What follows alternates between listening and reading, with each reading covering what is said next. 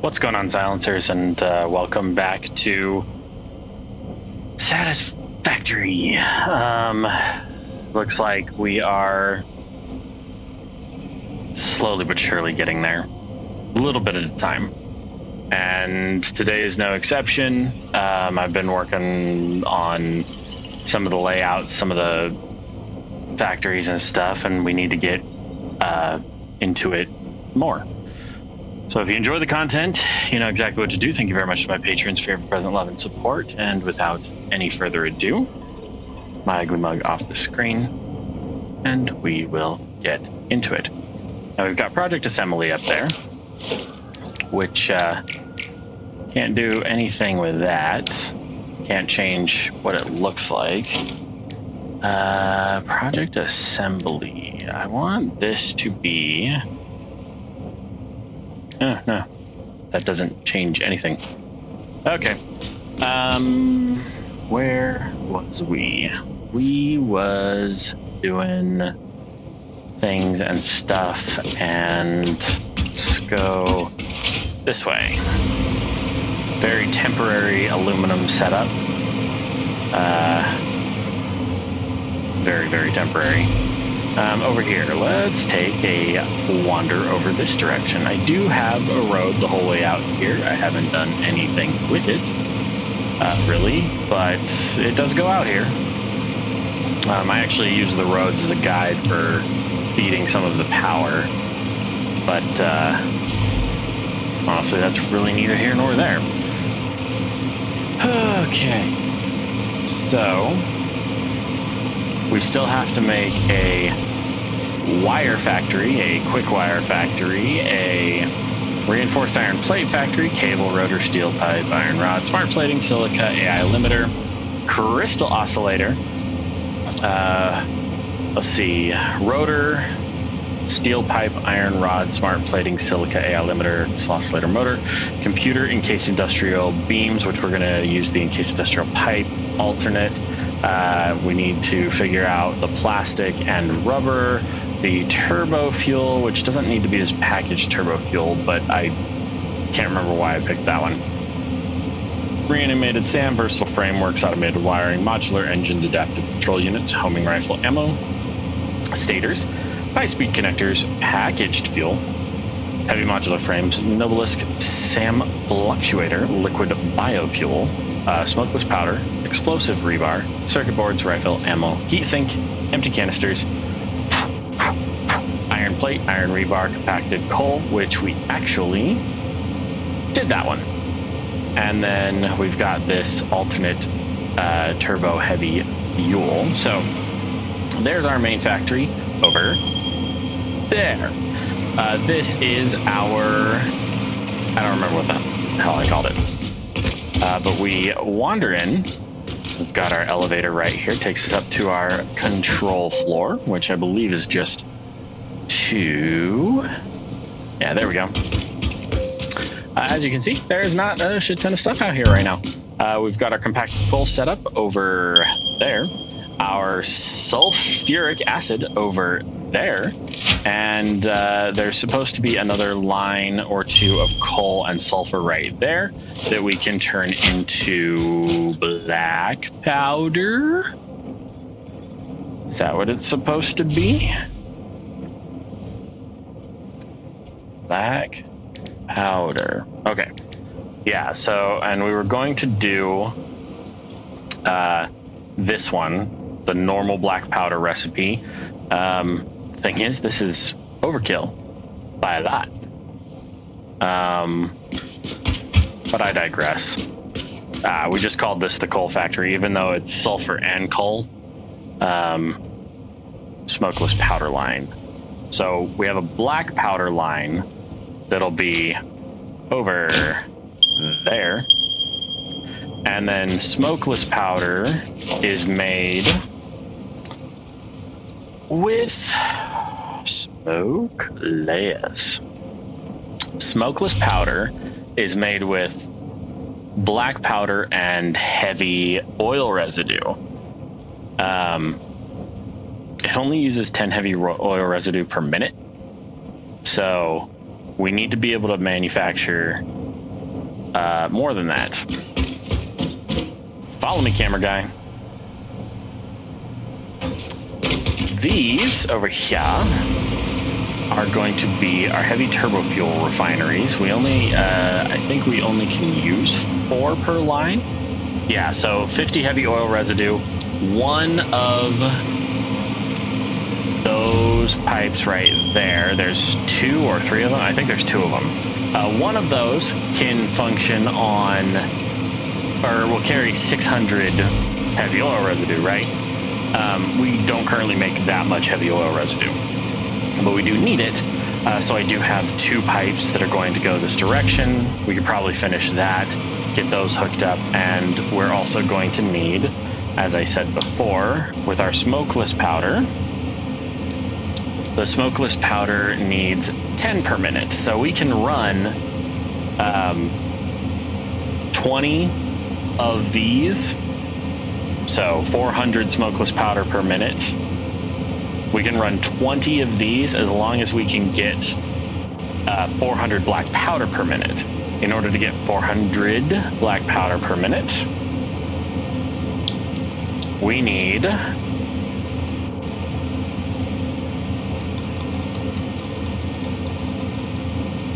133.334, 40 per minute. We need 10 of these lines. So yeah, this won't be bad at all. We'll get those set up really quick, and then we'll do the rest of it. And I also redid the pipeline out there. That pipeline that's above ground, I think it's ugly, so I want to get rid of it. And yeah, we can do that. As far as all of our other plants over there, we will do, actually, I guess the powder isn't really all that useful right this second. So put that away. Let's do some of the other plants while we're at it. I don't remember why I left that hole there, but I did. So I'm going to leave that there until past casts reminds future casts what the hell I was thinking. This is going to tower up. That's our aluminum setup. This is our copper setup. And the best recipe for... Okay, let's do it that way then. The best recipe for the wire is going to be the fused wire. Now, the fused wire recipe is this one. It's 4 copper to 1 deuterium, gives us 90 wire per minute. We make so much more copper than that, it's not even funny, and I'm not even like touching the deuterium that I'm making. So what we're gonna do is that a shelf? No, that is a really well placed shadow. So we've got our copper set up here. This is copper sheets, doing on the steamed copper sheets recipe. Our deuterium is over here, and it just needs the copper and the deuterium to make a god-awful amount of wire. So why don't we do wire up one side and quick wire up the other side, and because how many do I need for quick wire? Quick wire. So the fused quick wire is also a really good recipe. That uses 5 copper ingots and 1 deuterium ingot. So if, wait, 1 deuterium to 5 or 1 to 12. This is a better production rate. and we have the copper for it. So if I had, let's make these numbers nicer. So that's 15 Caterium to 75 copper. Add that to the list, and then back to the wire. The wire, fused wire, is 12 and 3. But if I make the numbers a little nicer, that's 180, god damn it, 180 normal wire and 24 copper.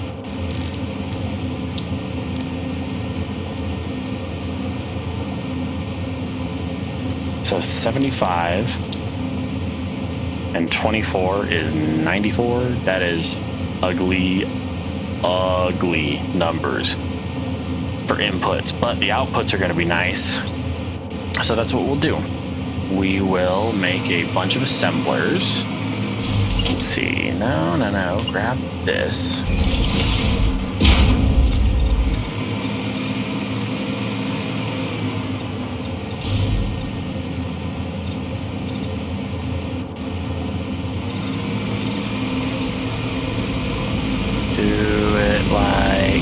That.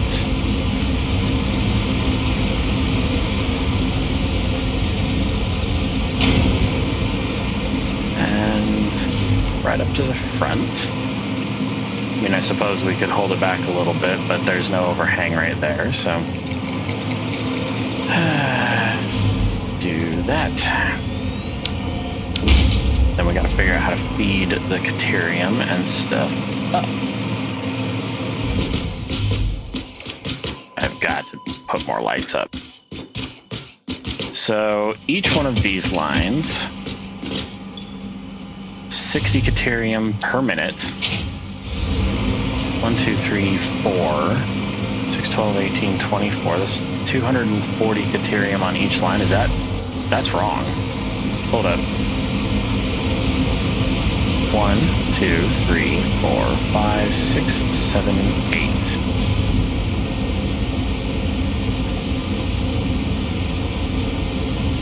That's 480. So just one line fed up will do a lot. So let's see. One more time really quick. Wire.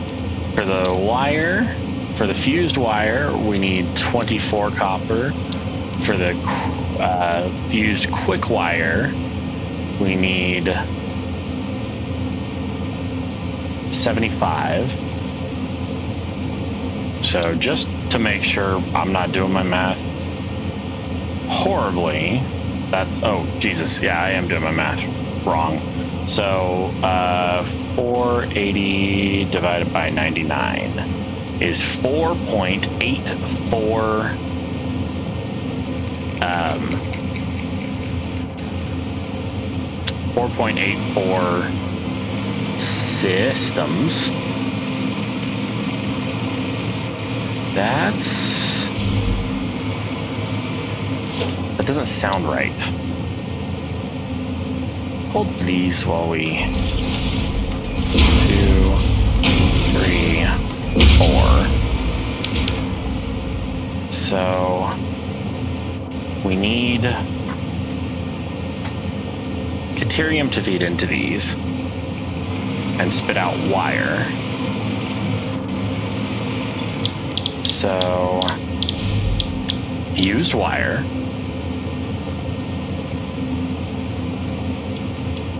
two power shards, up to 180, copy that, paste, paste, paste. Okay, so that did work. So that's 24 times 4 should be at 96. Okay, so 480 minus 96, 384. So 384 divided by 75 is 5.12. So, at the risk of being that guy, we're going to go over here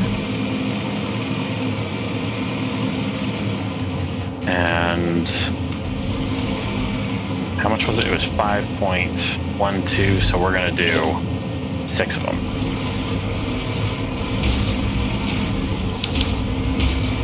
And these are going to be set to the used quick wire recipe. That's also going to be double overclocked. Copy those settings. Paste, paste, paste, paste, paste. That'll give us is that 180 per machine? That is 180 per machine. 180 wire on each machine, which is 720 on that, and then 180. Essentially, it'll give us 180 on each machine, but it's going to be balanced a little differently. It's 180 times 5 is 900. This is going to work great, actually. Okay, so now to belt it up, we're going to use a super limiter. And first things first, going to feed.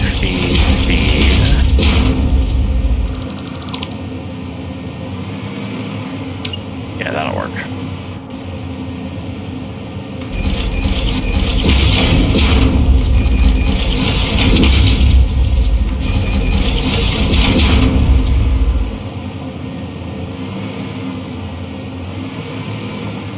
Nope, not that one. That one. Go. And we grab this and go down.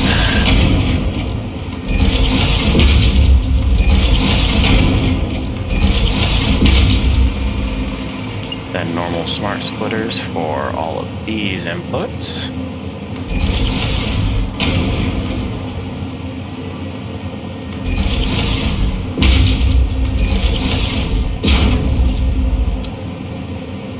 And straight conveyors.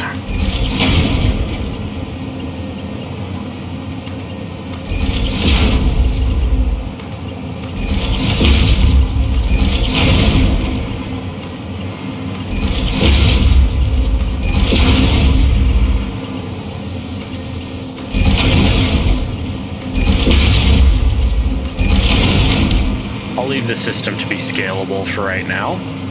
And then it's just a matter of getting, the Caterium's going to come up.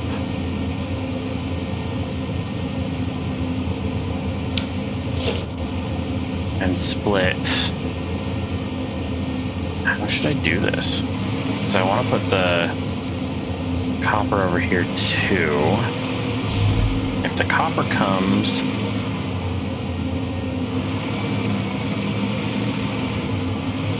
probably going to come from below.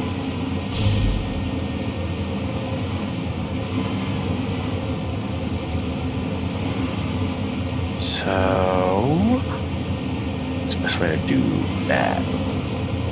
Do I want to...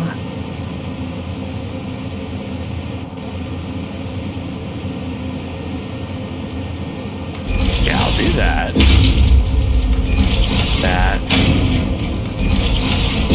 And then connect this up, and this will, whoops, this will go that way. Then we'll need another conveyor like this, and you will come right there, and you'll go there. So the Caterium will come up the right hole, and copper will come up the left. However, like an idiot, I wasn't paying attention again.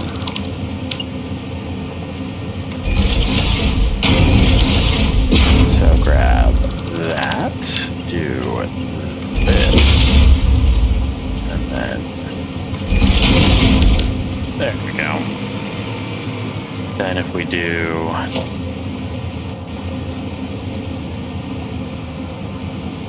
come on, over one.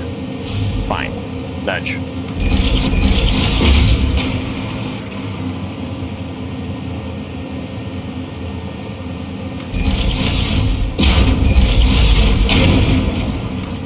That's not lined up, is it? Is it? According to this, it is.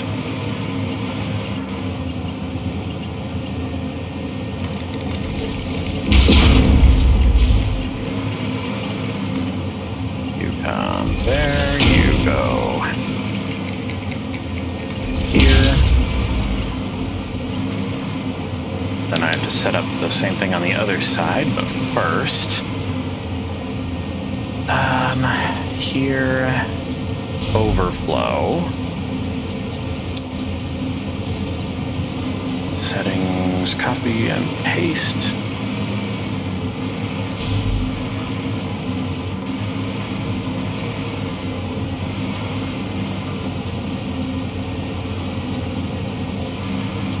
Okay, I think that's got them all. Let me just double check really quick. Ooh.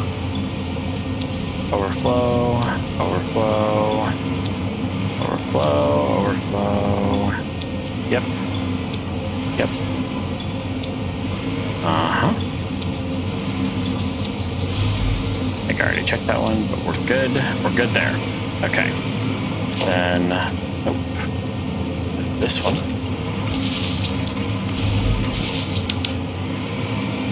And we'll go ahead and drop that one.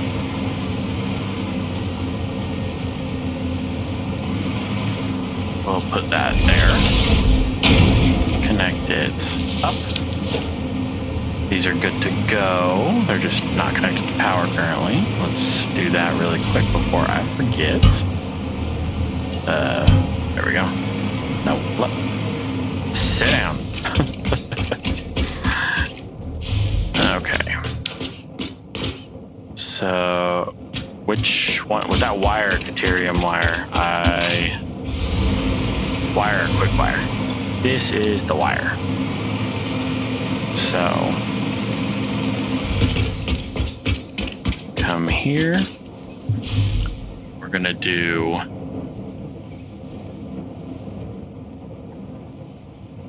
wire line. Give it a turn on. And then that was 6, right? Yeah.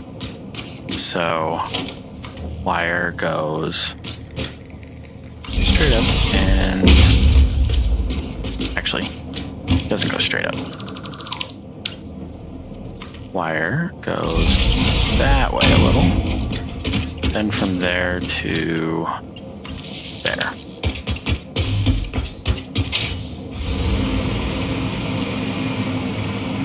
Perfect. So they're all on. We'll worry about routing the belts in a second for the inputs. Let's get the rest of this hooked up.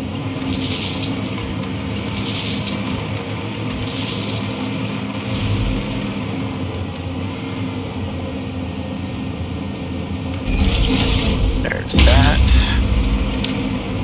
And I guess it's just going to more or less be the same shape as the other side, except feeding in that way. So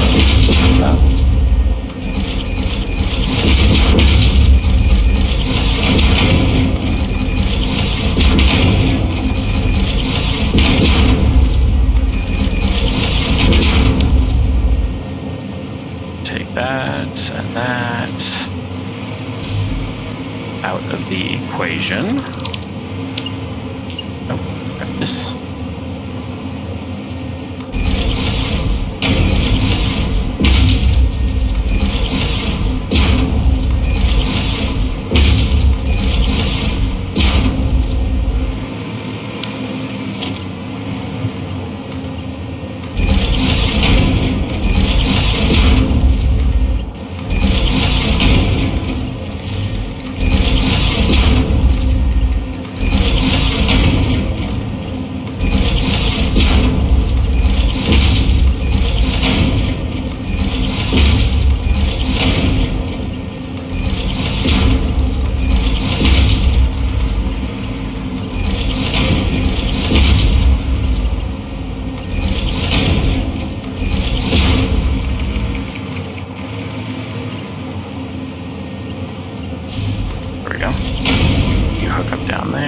to hook up here.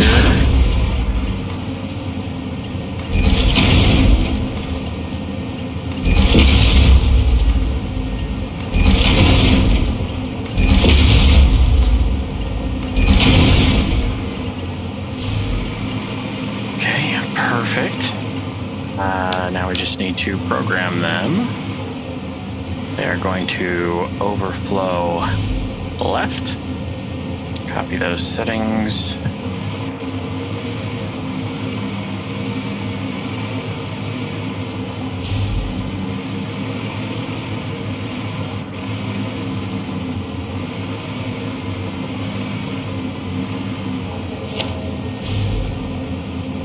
Perfect. Now, power to that thing.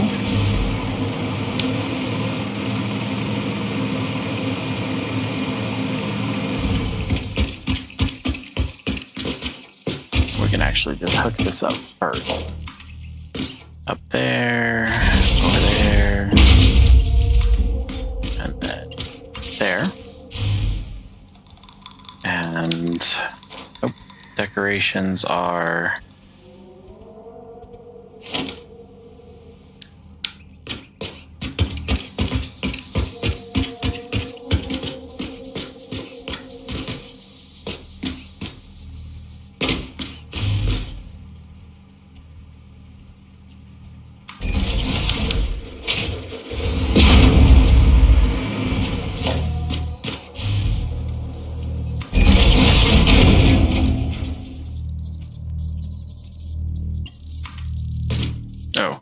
which one does it need to hook up to? Needs to hook up to 4.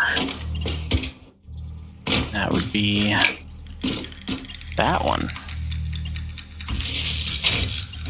It'll hook up one way, but it won't hook up the other.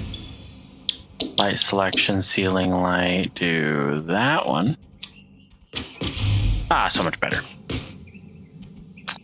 And I can delete the 1x12 on the end.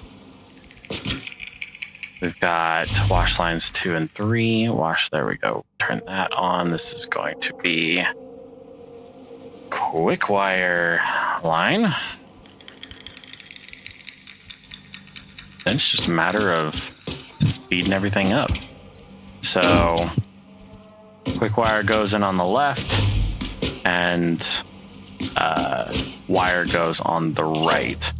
So we're going to grab that. We're going to piss a lot of people off, I think.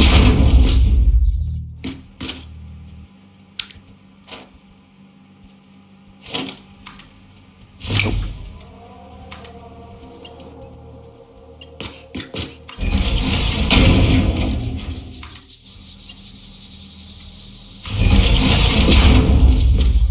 Perfect.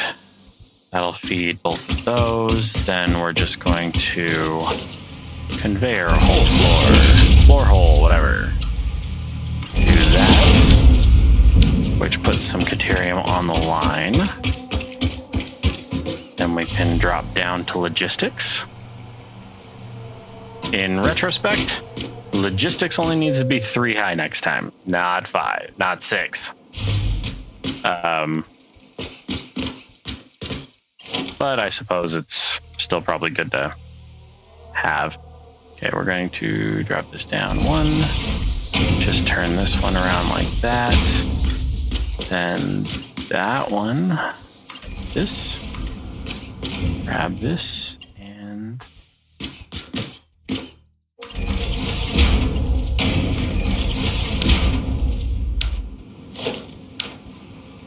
okay, that's running great. Let's see about some copper now.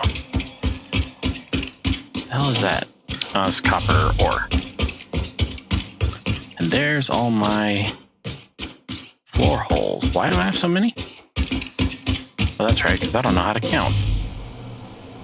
Why do I have so many? Got it. Copper sheets on the front. Regular bits on the back. These are not used, so get rid of that. And that. And that.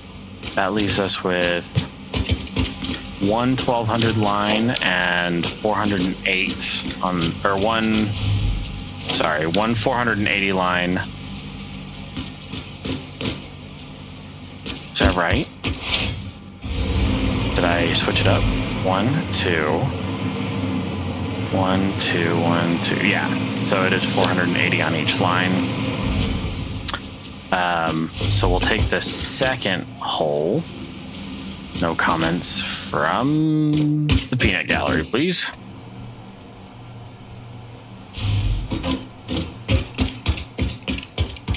Might not stream for very long. I haven't decided yet. Going to go that way. And then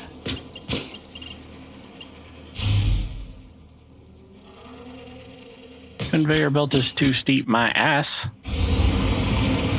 Nothing steep about it. Okay, fine, be that way. Nope, that one.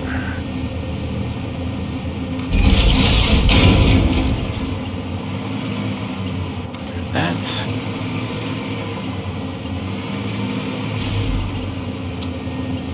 I have no idea why it says it's too steep on that. It's only if I'm in straight mode, too. So...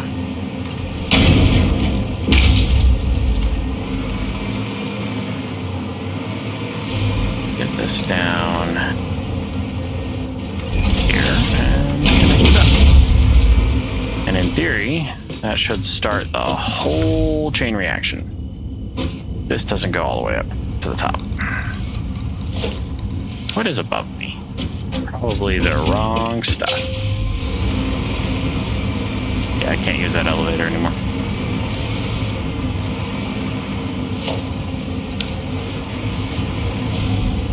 Ah, there we go. So the copper is flowing, the deuterium is flowing. And this needs 6, 12, 18, 24, and this needs 15, 30, 45, 60, 15, 30, so 90 deuterium per minute over here. Wait, is that right? Yeah. 15, 30, 45, 60, 15,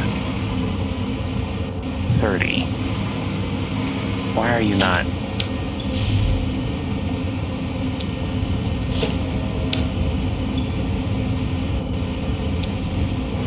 No copper ingots. No copper ingots coming in yet because they're still loading up. Yes? Or they're not producing anymore? No? No, there they come.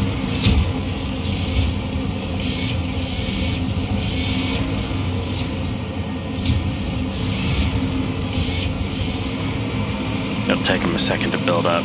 Manifolds are the way to go. Okay, so these are producing 90... 34, yeah, 90, 6, 12, 18, 24.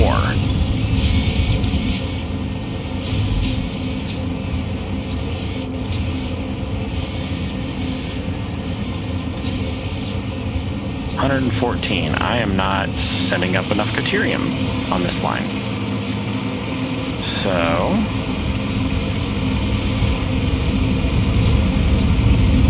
that brings us... oh wait, yes I am.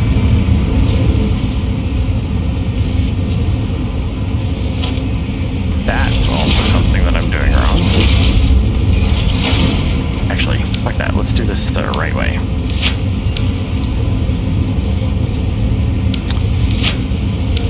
Do that one.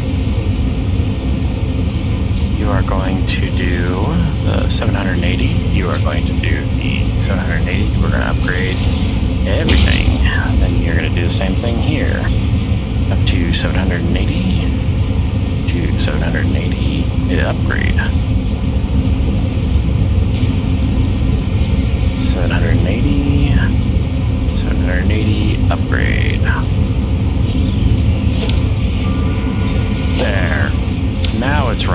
fast for its own good.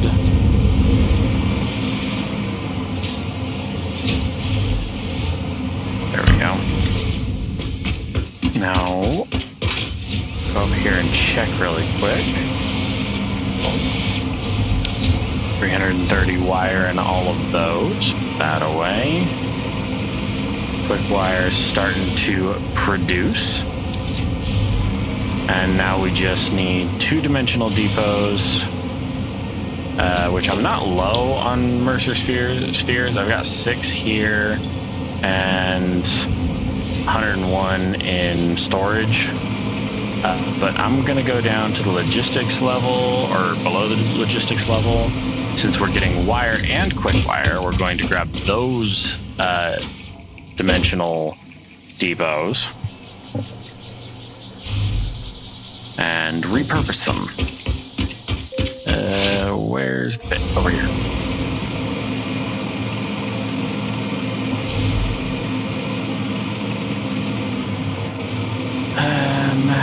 That's all black powder. That's the wire one. And the quick wire one is over here. So grab that. Then cable. I have a feeling we can do... Which cable recipe did we end up wanting? So we did the wire, did the quick wire, the cable. Now this says the regular cable recipe. That doesn't sound right.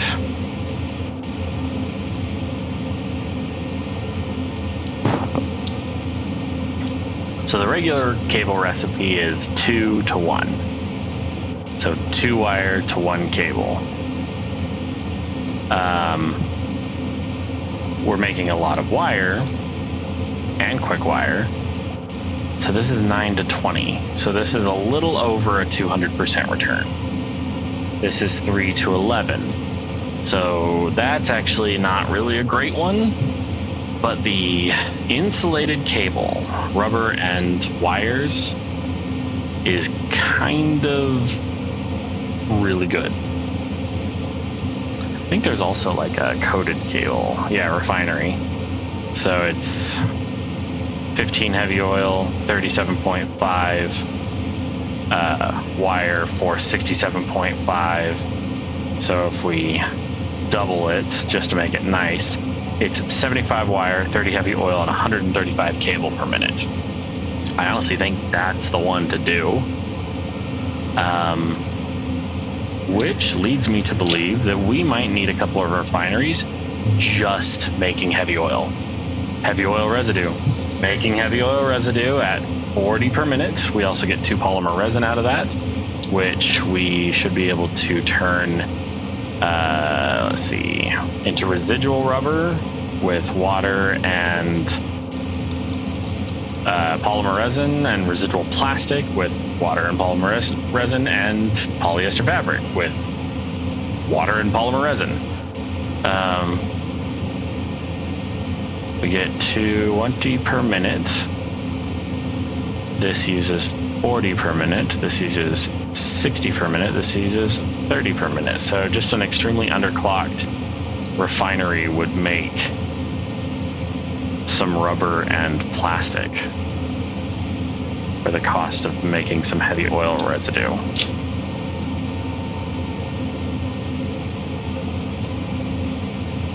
Yeah, heavy oil residue. Yeah, cool. We could do that. Or we could overclock this so that it's running more heavy oil residue, or running more resin. Because this needs 40 per minute. If we doubled this, 60 oil turns into 80 heavy oil and 40 polymer resin. That 80 heavy oil is going to make so many coated cables. We could run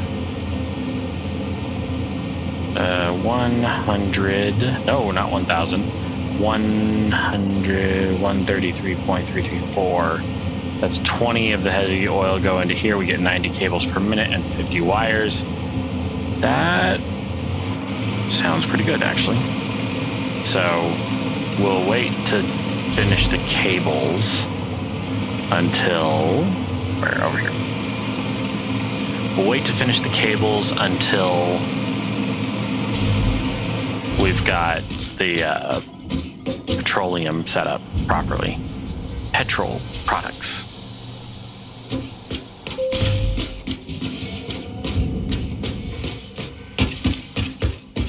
And then let's figure out a good way to come upstairs, shall we? Hypertubes it is. Hypertube floor hole. Right there. And hypertube power extending entrance.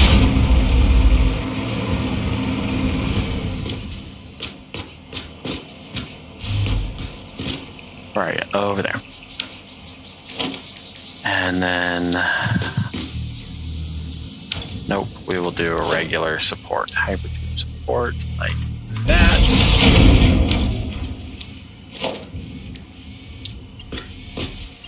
Then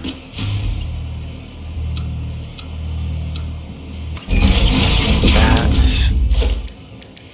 and another power transmitter entrance. Whee! And it doesn't hurt me when I hit the ground. I like that. Okay. So storage for the wires. Unfortunately, we're getting more wire. 6, 12, 18, 24. So I'm getting 240 Caterium off of each belt. So we could actually double up this wire setup.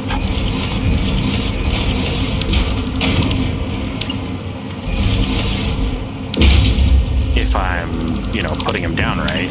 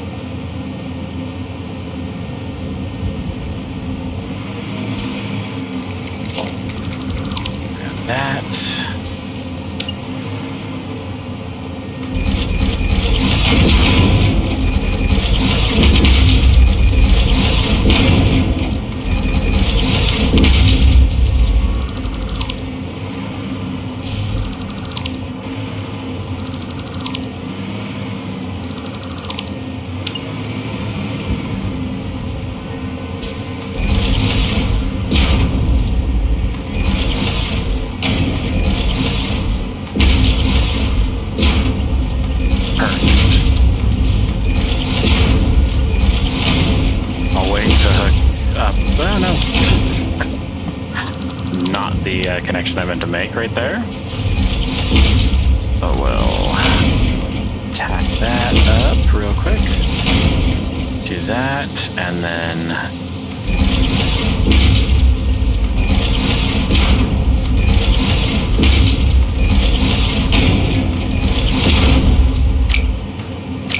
what in Medusa's?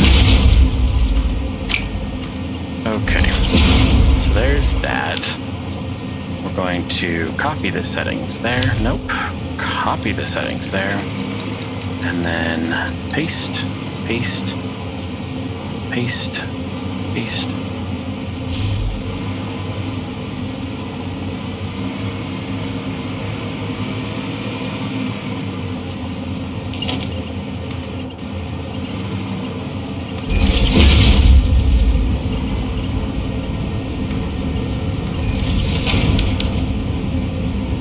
If you hover over a building where you can see the press E to blah blah blah, Control C, Control V. It's that simple.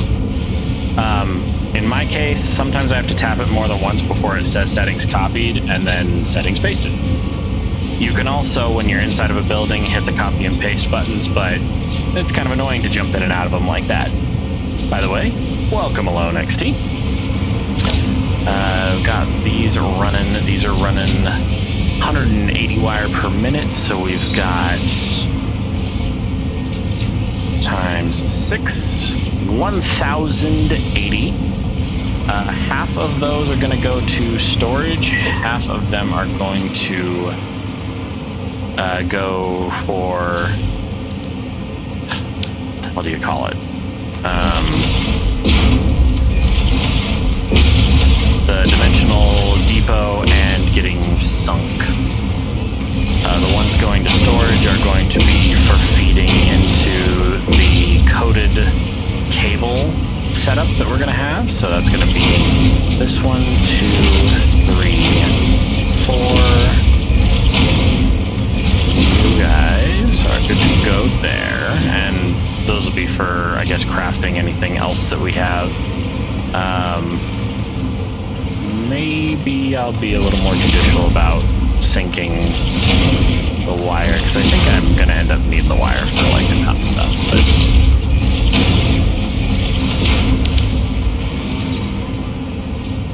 alright, Jesus. Who is texting me?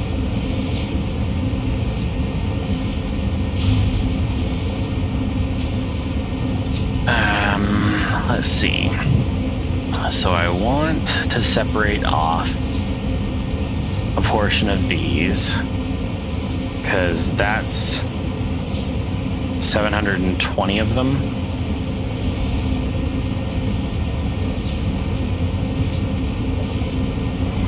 Okay. So remove that and that, and instead of doing this like that, we will switch it to points out, and then where organization, industrial storage,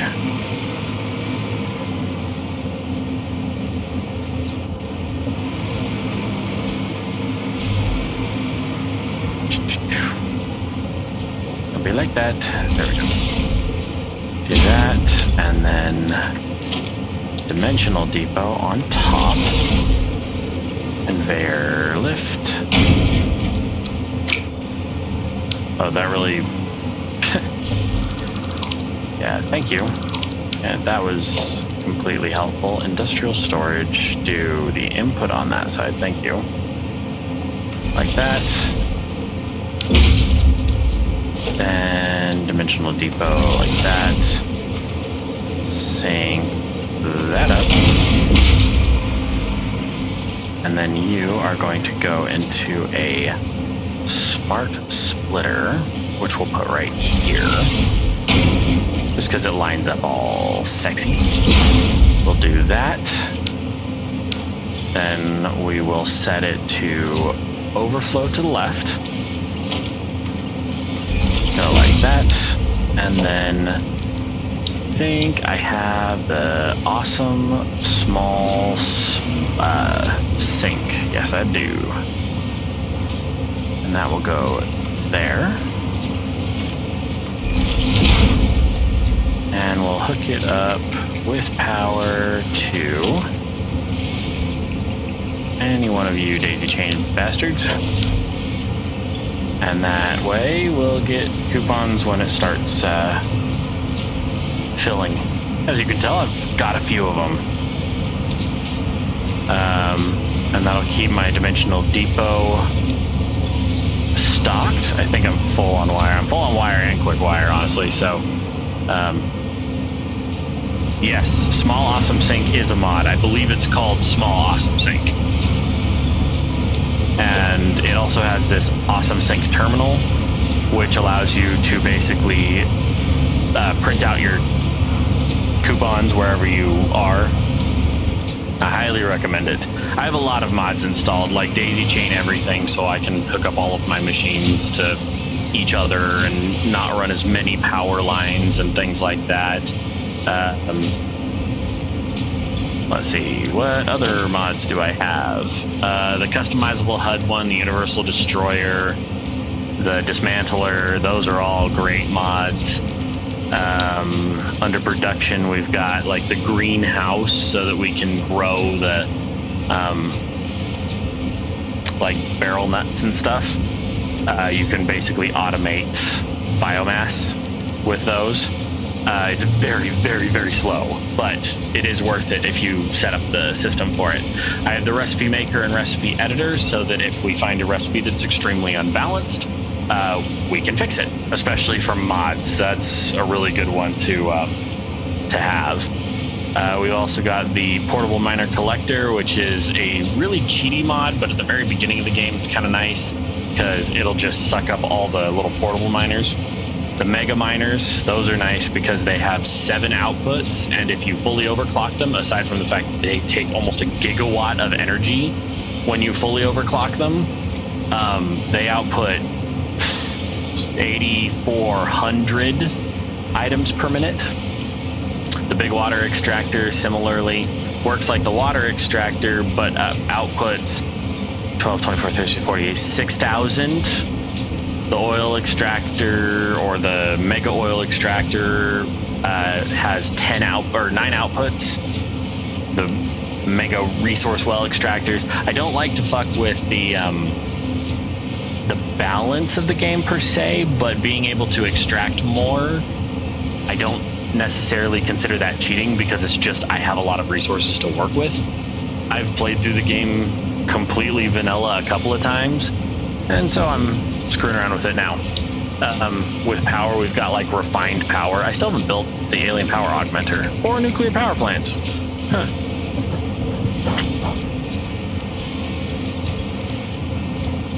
But we've got like these power switches, which are super nice because you can feed everything into oh, this is a 12 by 12, so each one of these is an in and an out, so you can turn off wherever this input is going to that output, but you can also do it like this where one input turns into 12 outputs, so you can have like a control panel for all of your production in a single factory or area. Absolutely love that one. You also have this wireless power, which all it does is it allows you to set up basically a sender and a receiver for power for those really long distances where you just don't want the aesthetics of those big ass power poles like that one way over there. Or I had one up there. Oh, I have a wireless power thing right there, actually, connected to that radar tower. And I'm going to put one down by this radar tower that is down in the swamp as well. Anyway, I have lots of mods. I very much like mods. I have these like ceiling double things. I've got networking so we can actually use Lua to program logic into all of our stuff. We've got transport stuff like extra hypertube supports and flexible railways, so these go like forever. Solar tractors, that kind of stuff. Road panels, SS architecture, so lots of different shapes that you can build with. I like these heavy walls and the metal floors. Like I said, we also have refined power, so we can do modular heating and power systems, which create ridiculous amounts of power. Like this one makes 10 gigawatts of power. And then we have like these emissive walls so that we can make really cool stuff that looks like that over there. But I digress. I geek out about this stuff a lot. I'm gonna put all of my wire in there because I have a lot of it.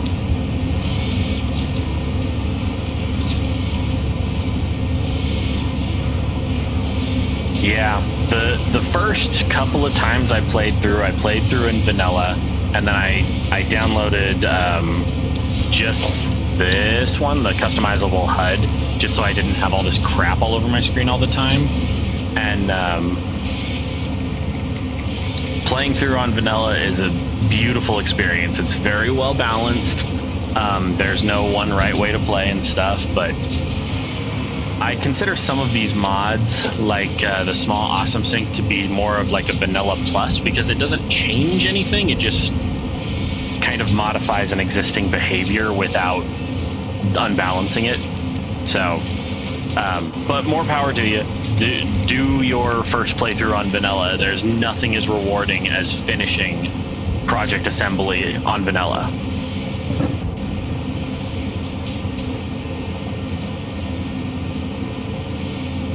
All right, so we now have over here, we don't have cables. We're not using that cable recipe anymore. We need to do iron rods and steel. Those are kind of our next big ones.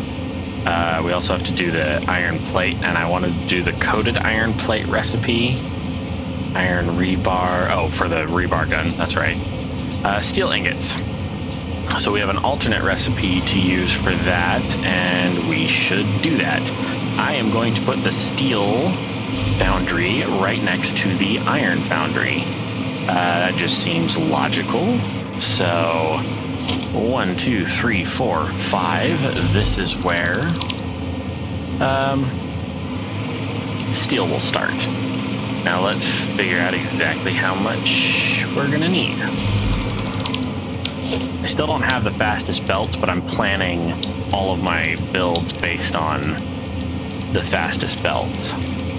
Where? Foundry.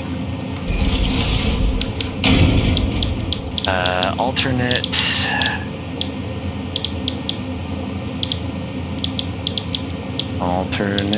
Terran mild carbon steel. All right, 120 iron ingots, 1 coal. Is that right?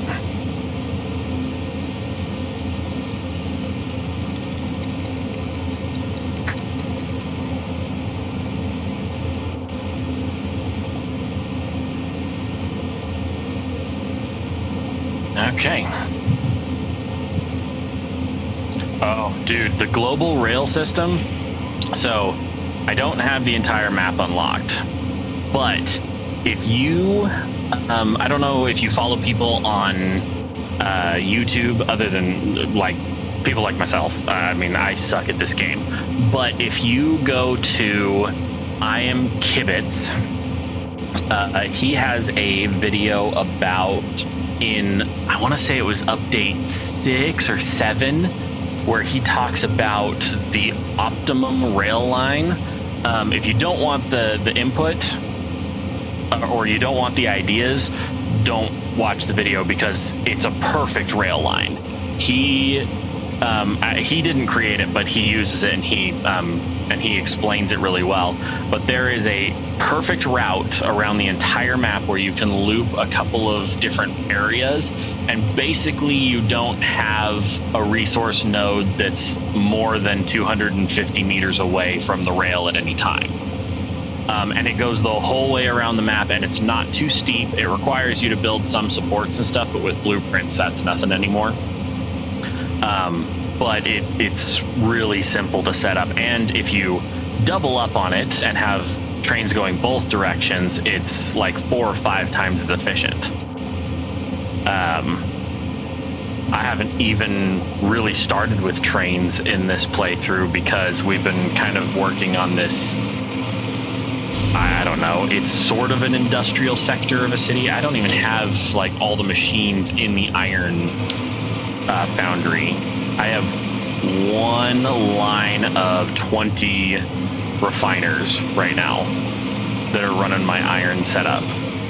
But I specifically built, why the hell are those all green? Why are they all green? Okay, I have no idea why they're green. I specifically set up myself in the Dune Desert, and I'm building the factories.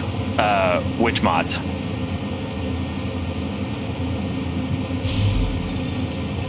Oh, why they're green? I don't know.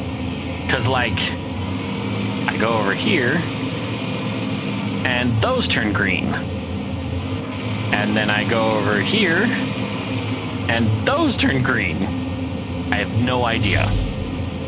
I think I may have figured it out at one point, but maybe it's because... nope.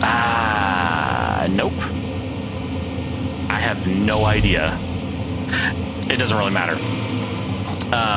So I'm building all of my factories as individual modules. So, like, this is all just for washing iron in the refineries, which I do have a mod for that. I know.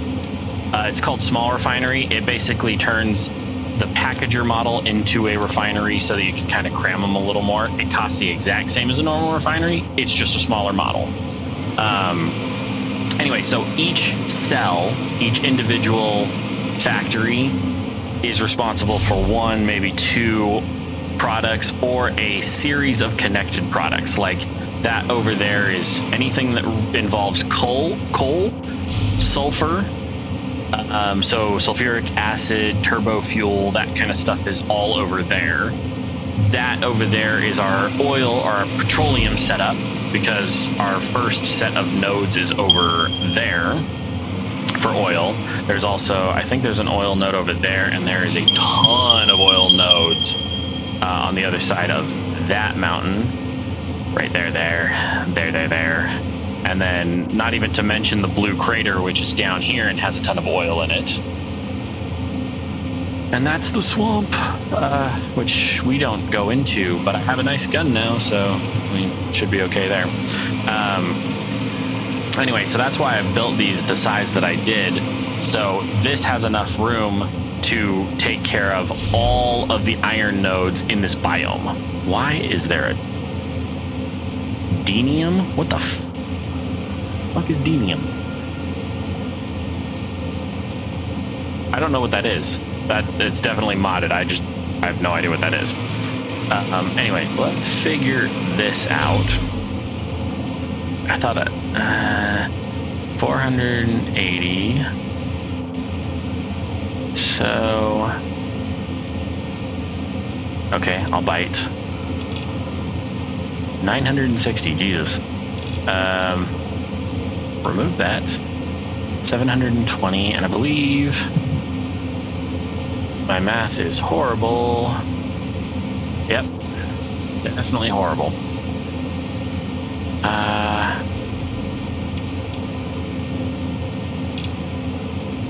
That's what it was. Now I remember. Okay, so 10 coal to 120 iron ingots. Now this recipe is based off of real life steel. So I'm a welder by trade.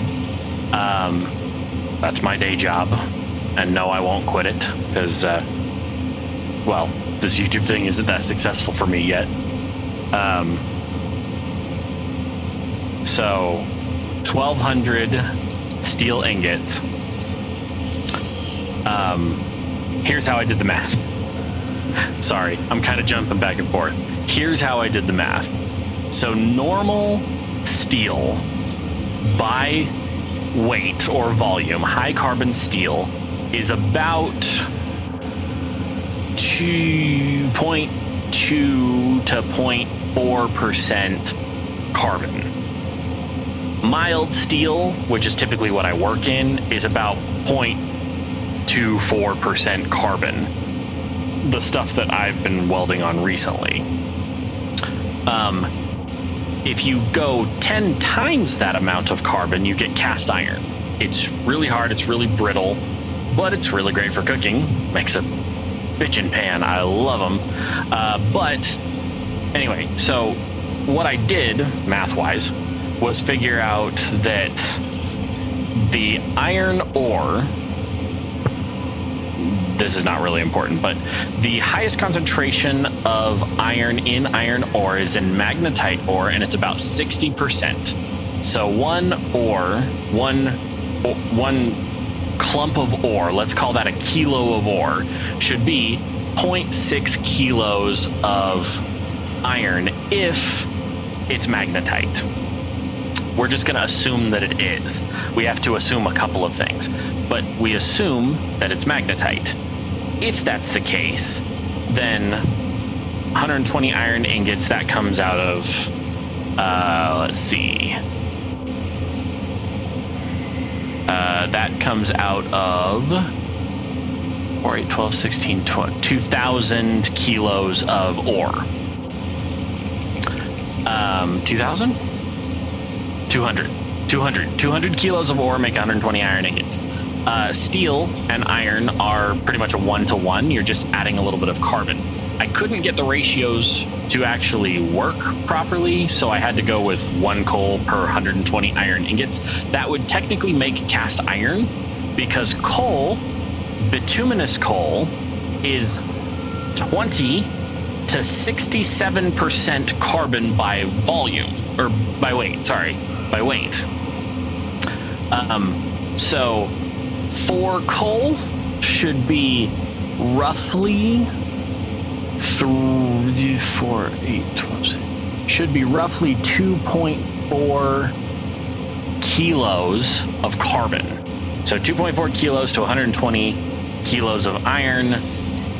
It's rough, but that's where this Terran mild carbon steel recipe comes from. So we're going to do this at a full overclock. I can't handle that.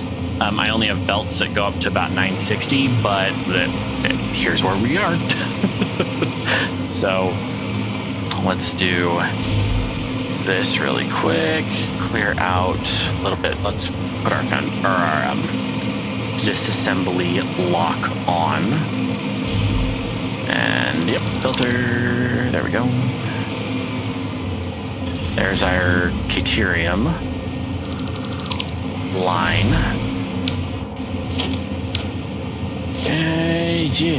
Okay.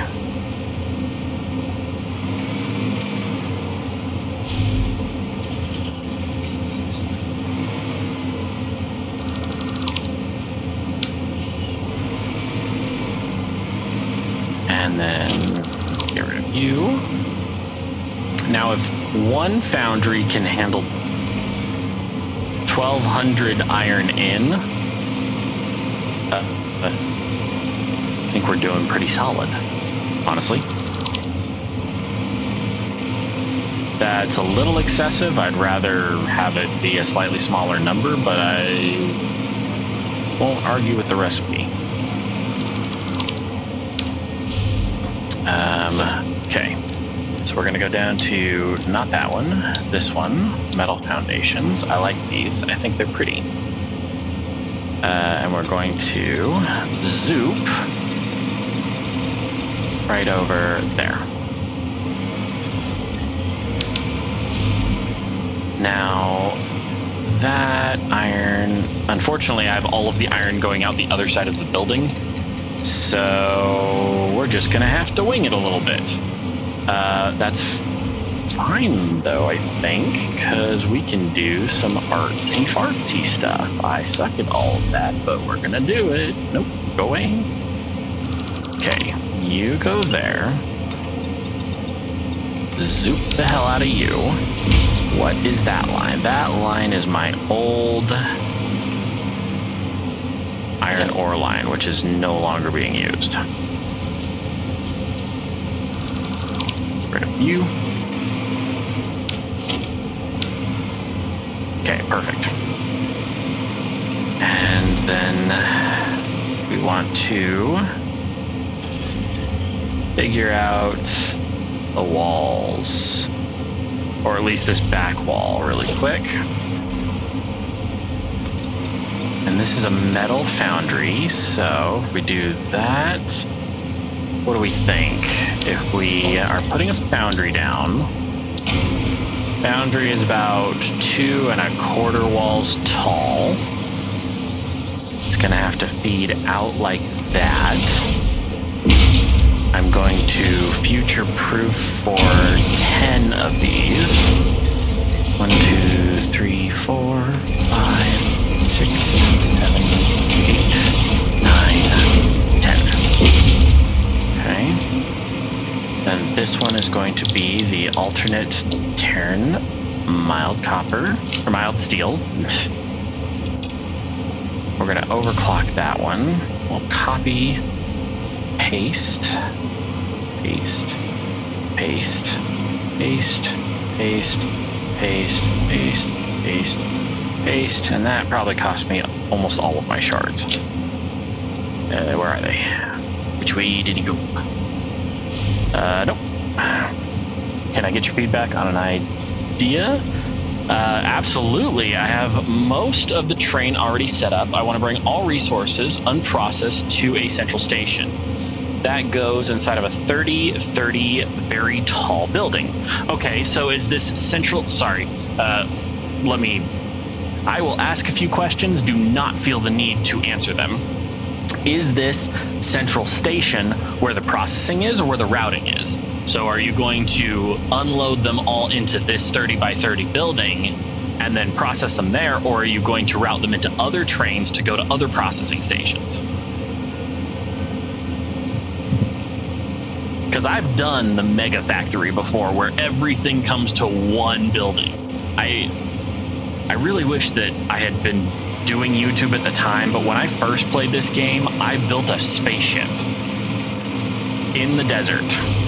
I built the spaceship way up in the sky, almost to the build limit. And then I had what looked like tentacles coming down, and those had hypertubes and like foundations and stuff, and I made them look really organic with pipes. And those basically, like, they look like tendrils coming down and touching the ground, and that's where all of the conveyors fed into. So I did all of that in one mega structure up in the sky, but that was before the build limit was raised, and it was probably my second playthrough, because my first playthrough, like everybody else, I started in the green grassy area. Oh, and for the record, I am using the Mark U legs and the Mark U hover pack, which is why I can go so high, move so fast, and have such distance. Normally the hover pack is a little more restrictive. Okay, so we've got this.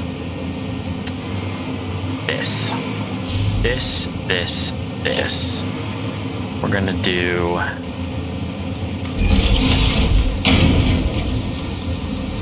That's not close enough. Really? It was fun. Most of it was empty because I just wasn't really good at the game back then, so I only had... I think my final stage of Project Assembly, I had to leave the game running for like 36 hours to get all of the parts because I didn't have anything optimized. I wasn't really good at balancing or manifolds or anything like that. But it looked cool. That was when I started experimenting with mods that added like lights and stuff.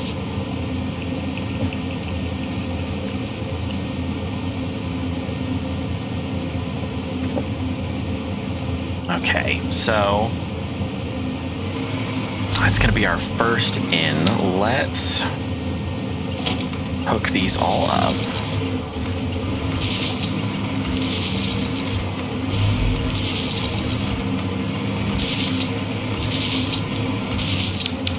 And because all of the steel stuff, like the pipes, pretty much take the same input, we're going to make the steel foundry more than just making the ingots. Like the ingots are going to go to the beams and encased industrial beams, and we're still going to use the alternate iron pipe recipe for the one thing. Okay, and this part of the factory only needs to go up about that high. We are going to go to walls. We'll do ramp wall. I named it the monolith. All of the factories and storages will be inside that single building. Is this viable? I am just confused about creating a massive receiving station. Okay. Little bit of a tutorial time then. So, with the receiving station, the best way I have found to set it up is to do a sushi belt. But in your case, you're going to want to do multiple sushi belts if you're having every single item in the game come to the same place. So the best way I've found to do this, I'm going to use only vanilla items to make this viable for you. Satisfactory is what I felt like playing, and I haven't heard from Stepper yet, otherwise we'd be doing 7 Days to Die. Welcome in, Darius. So take your industrial storages, put them across from each other like that. This only really works if you've got the smart splitters unlocked. So you'll have to go down the Caterium tree. Anyway, so get your smart splitter. I put these too close together because I'm an idiot. So you need them to be at least that far apart. You put your smart splitter in the dead center, then you put a smart splitter facing each input, like that. You feed stuff in from point A. You're not helpful.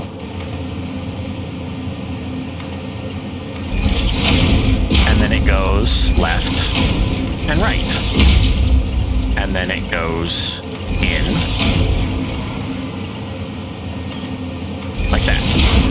Now, eventually, you'll get to the point in the game. No, fuck it. Hold up. I'm gonna try and not confuse you on this one. Grab the walls. We'll do.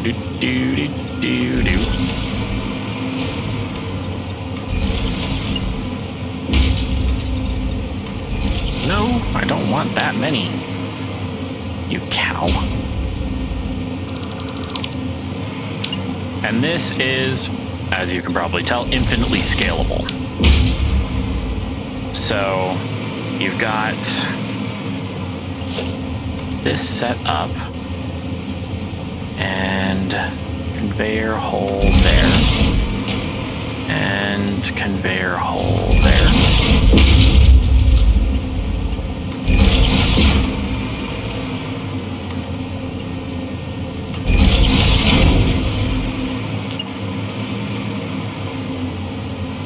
And you can do you mind clipping, or do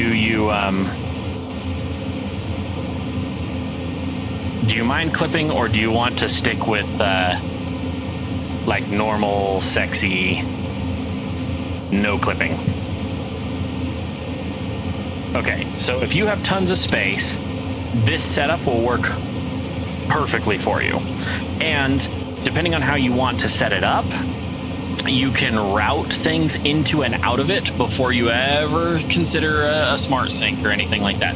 The only thing I will say is keep everything radioactive out of this system, or you will die very quickly. Because you'll get containers full of 20 or 30,000 pieces. Okay, so for the sake of argument, I am going to do it the no clipping way, and that is going to be like that. Then flip that around.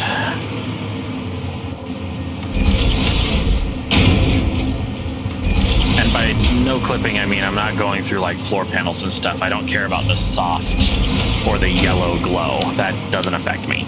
Okay, so this is your basic system. You've got a storage container here that's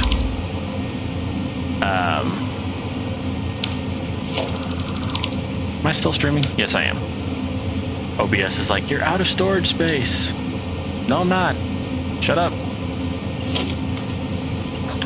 So you've got your basic storage here. We're going to say, for the sake of argument, that it's got concrete and canisters, okay? So you've got your smart splitter. You're going to tell it that concrete goes left and canisters go right. Then I know what you're thinking. You're thinking, hey, wait a second, why the hell do you have smart splitters right after a smart splitter? Well, I'll explain.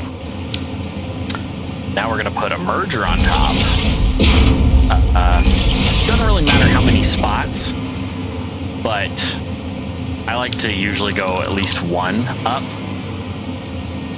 And what you're going to do with this is you're going to remember that you have to put an offset, moron. Grab that. Merger. Up.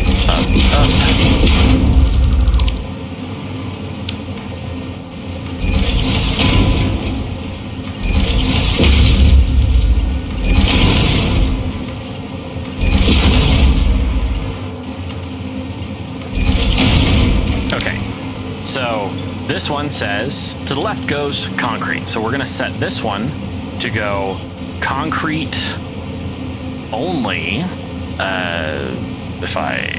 Concrete, and then you're going to have the left output, which takes you up, be overflow. And then likewise on this one, you're going to have containers, or whatever you're working on.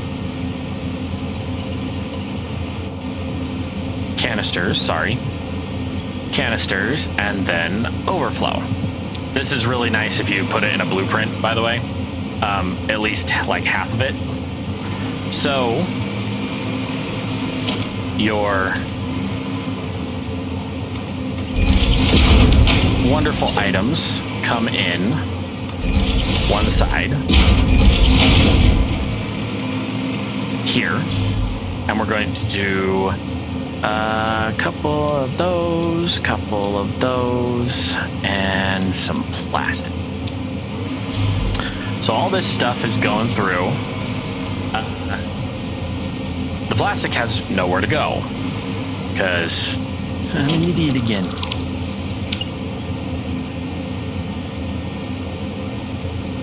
That goes there. This is gonna go straight. And like that, and then you can come.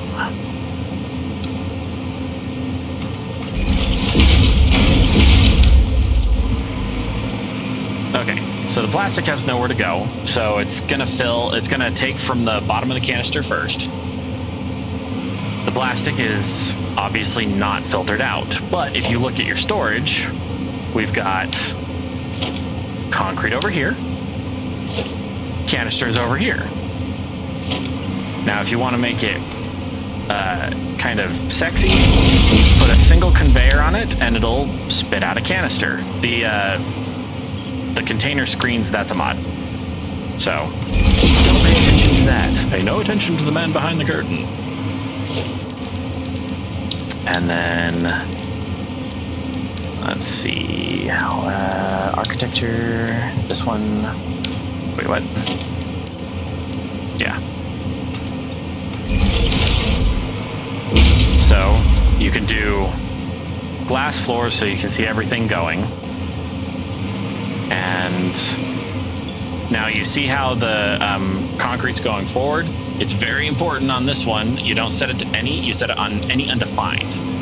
So it'll block the concrete from, or anything that's undefined.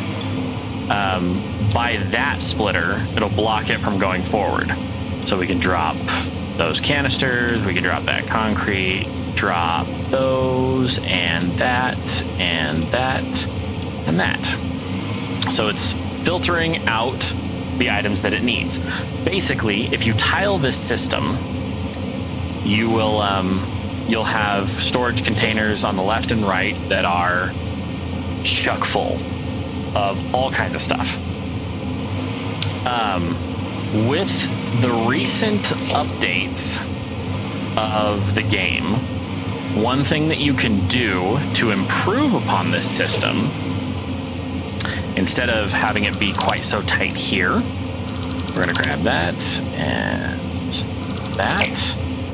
and this, and then we're going to move this wall back. So this is the old way. This is how I used to do it before. In this case, if you move this back, do your 3 up, do your top.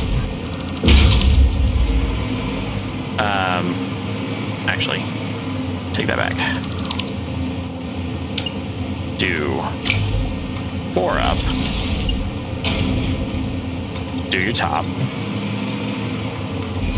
You're going to be able to use this container like a splitter. So you're going to take your Dimension Depot, flip it, whoa, no, fuck. God damn it. Dimension Depot right here. You're going to put that like this. And then you're going to do your normal floor hole. We can do that right there. Like that.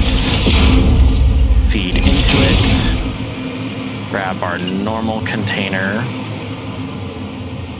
Line it up. Did that go off the side? Yes, it did. Of course it did. Trying to do a professional grade tutorial here. Thank you. And then same process as before. A singular conveyor belt will pull an item out, so you'll be able to see this going on. Now, this is filling this dimensional depot. Right now, I have 2,500 concrete in my dimensional depot, so that doesn't really help. But if I do this, you'll see it's ticking up because it's taking in concrete. And this will sort itself out. So we'll end up with our canisters over here, and those should be filling up now. Yep, perfect.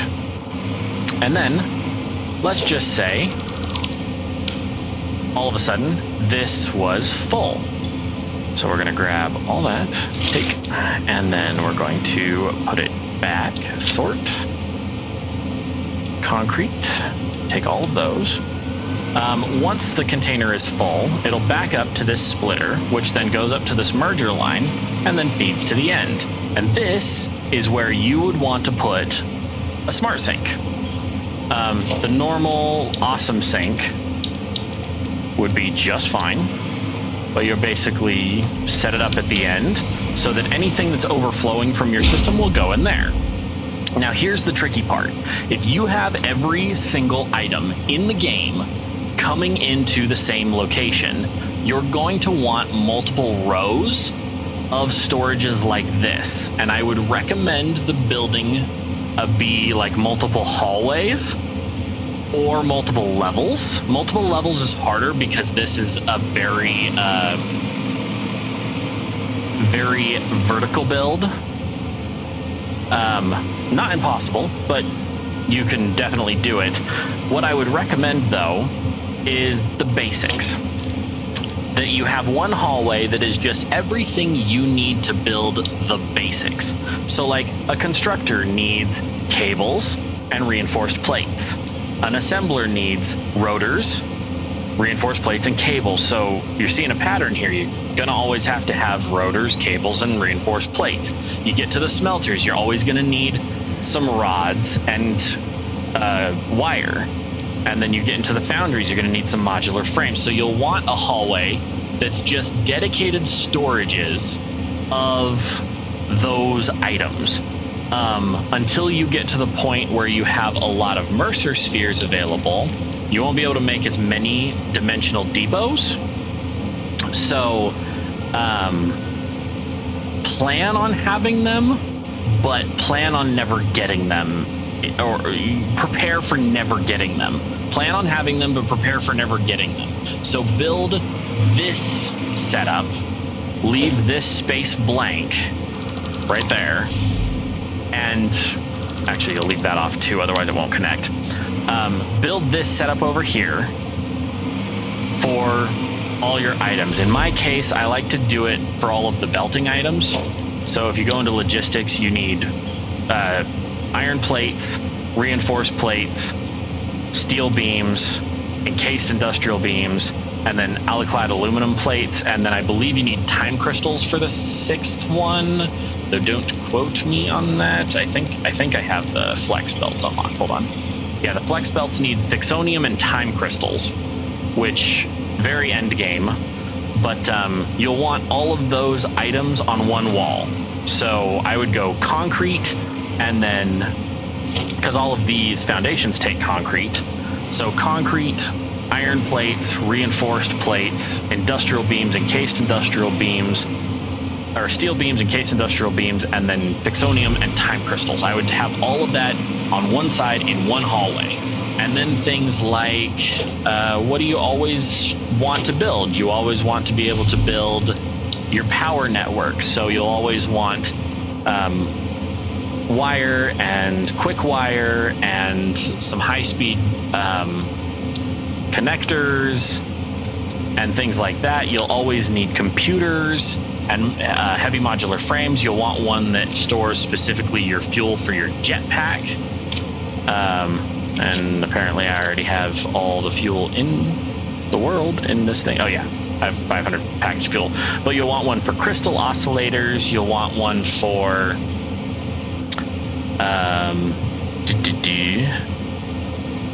radio control units, power shards, that kind of thing.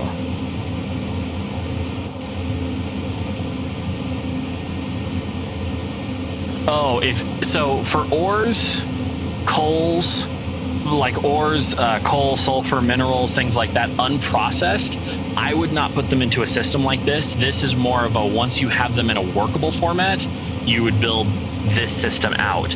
If you're processing those kinds of systems, I would have one industrial storage per output of the train station. So if you look at the transport freight platform, okay, fine, you cow, train station, freight platform. If you look at the freight platform, it's got 2 inputs and 2 outputs, right? So personally, if I were to set up on this, I would get the industrial depots and I would set up in line like this, and then I would do one,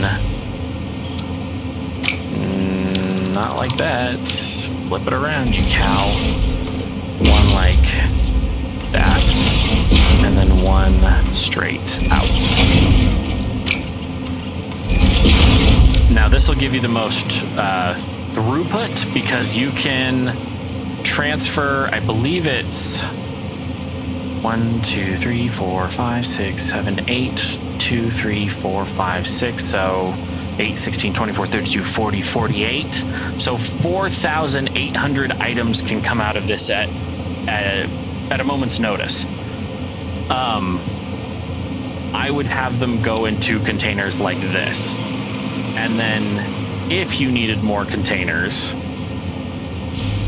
I would go from there with the stacking method, where you flip the inputs and outputs, so you just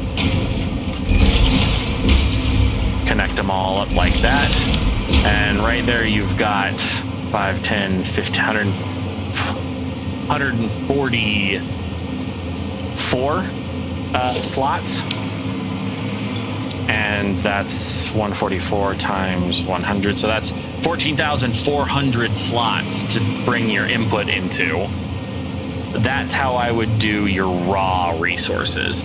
Then, once they're processed into usable items, plates, concrete, canisters, the kinds of stuff that you are going to need constantly, you'd put them in a system like this.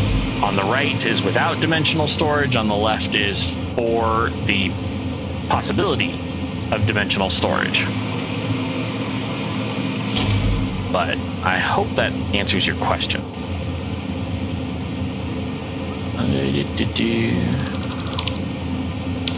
It is feasible to put everything into the same input, the same location, in this case, the monolith. It's feasible. It's difficult because then you're talking about systems that have to scale up on kind of ridiculous levels. But like this building can hold 100, or no,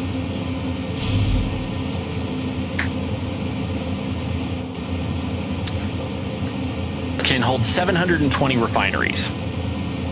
That will process all of the iron in this biome only. And in order to process that much iron, it's 72,000 water per minute, not including the ore that goes into it and transporting that much iron and all that stuff. So the more raw resources you bring to one location, the more you're going to want to scale it up. I will say this though, I recommend processing your stuff one place before you transport it, because raw resources, they do take up more space, and processing them takes up more space. So don't just think, I'm gonna do iron ore at my rod plant and my plate plant. Like, make the ingots, transport the ingots.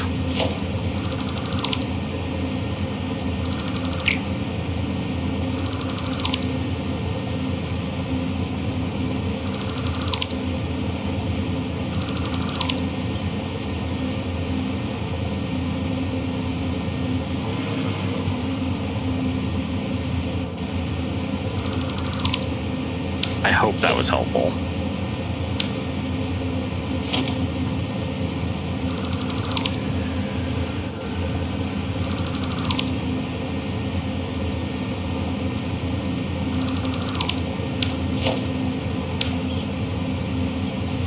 Well, I kind of toyed with that idea over here.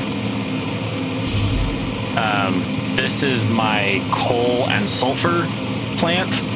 Everything that has coal or sulfur in the recipe that doesn't immediately have like another metal in it, like steel, is processed over here. So I have a big old tower of sulfuric acid right there.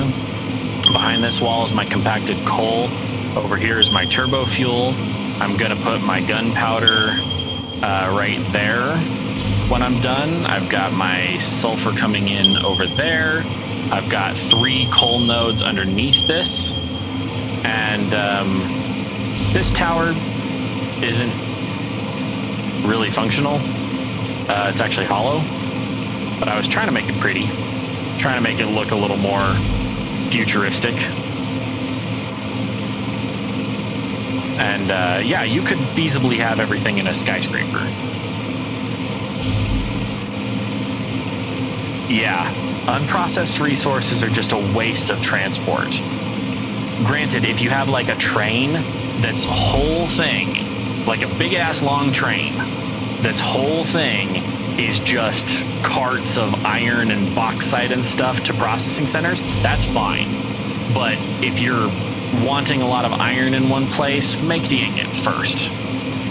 It's so much easier to transport the raw ingots over raw, like actual raw resources. Those are all hooked up. Now let's go 3. Outlet mark 2, go there. And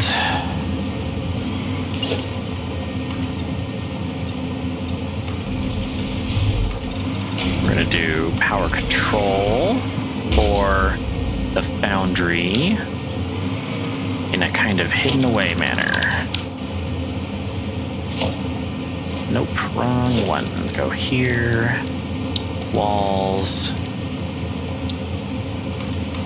That. Then this. Ow. Okay, and I'm gonna try and see how I like doing it this way. So this is going to be steel foundry and connect you to you and steel foundry main.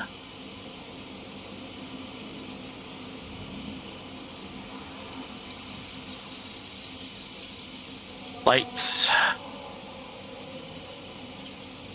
lifts, steel ingot foundries. So turn that on, that on, and let's go see about power.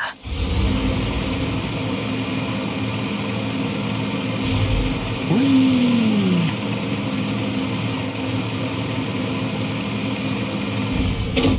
Ow. Okay, and this is main oil extractor, second panel, secondary main, steel foundry. Turn that on. And that's number 3. So from here to here. Come on, elevator, hurry up.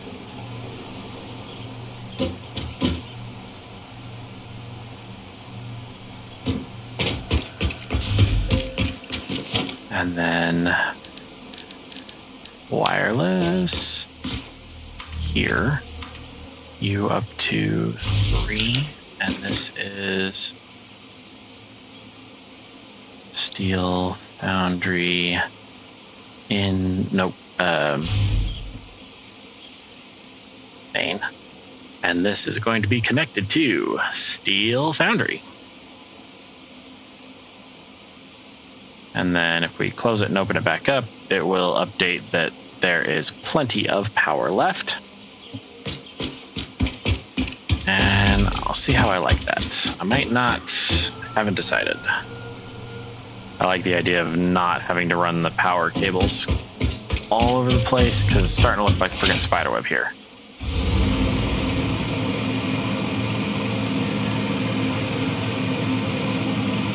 And they're not powered up. Okay.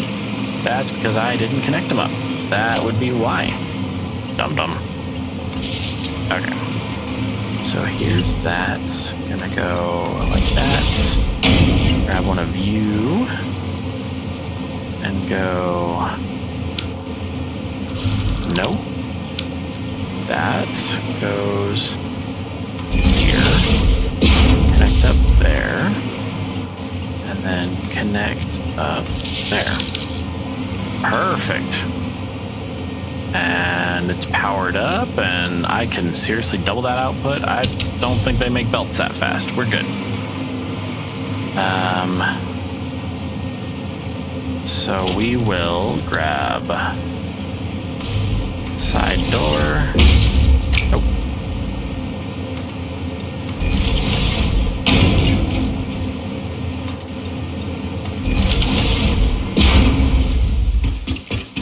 Now we just need to feed in the iron, which is not there, and the coal, which is also not there. 3.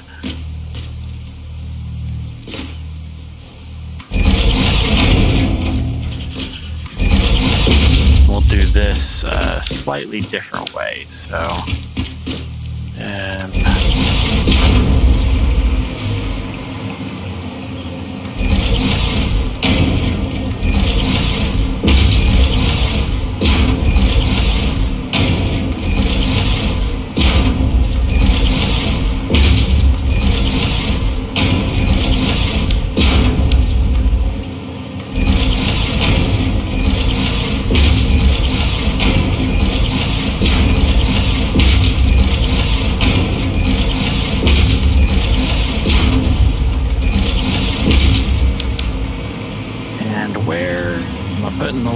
putting the lift right here.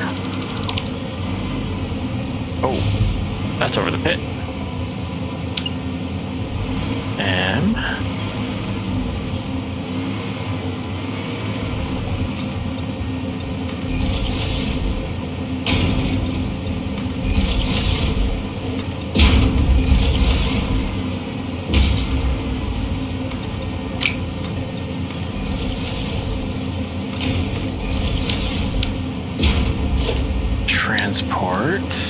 Elevator mark 1 should be fine. Which way? This way.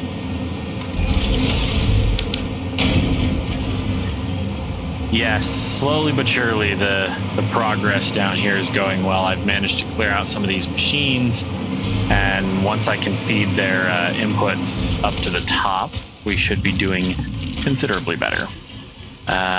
Now this needs to go up 24.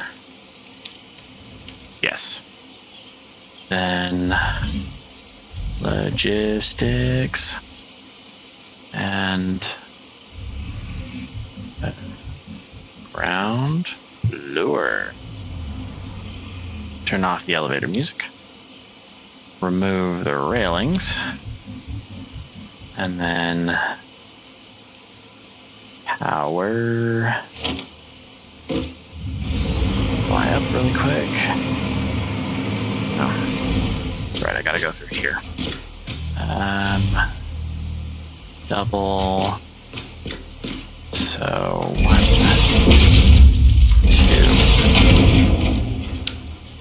2. Grab this one is lifts.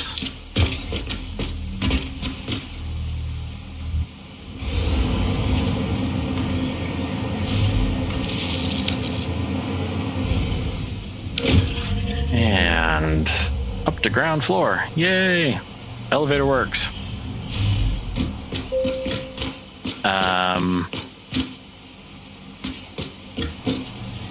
Now we just have to set up the lines. What's that? That is the deuterium line.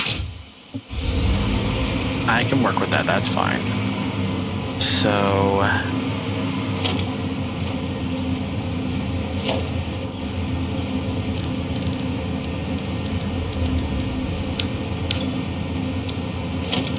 where is it? Logistics. I need the C. There we go. Ceiling splitter.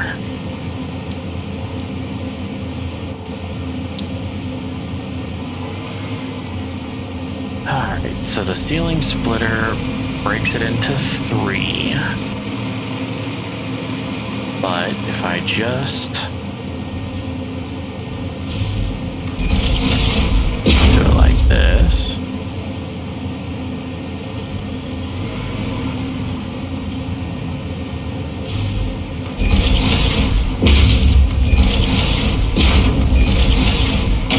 It's not great. I wanted to do a smart splitter, but I'll live.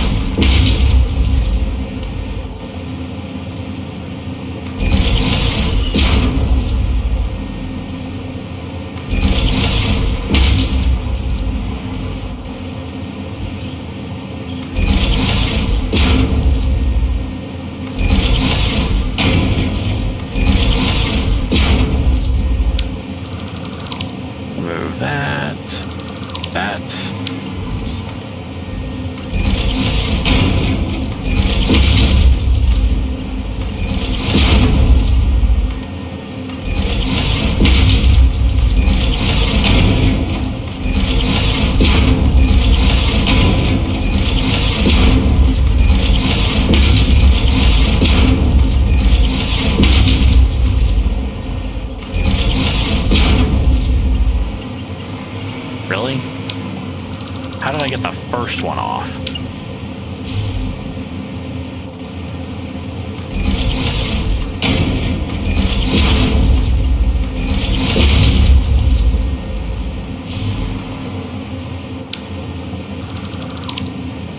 What the hell's wrong with you?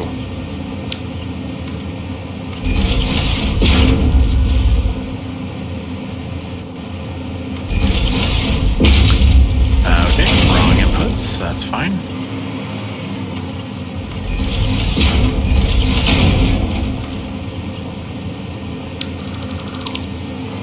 I hope I didn't do that to the rest of them.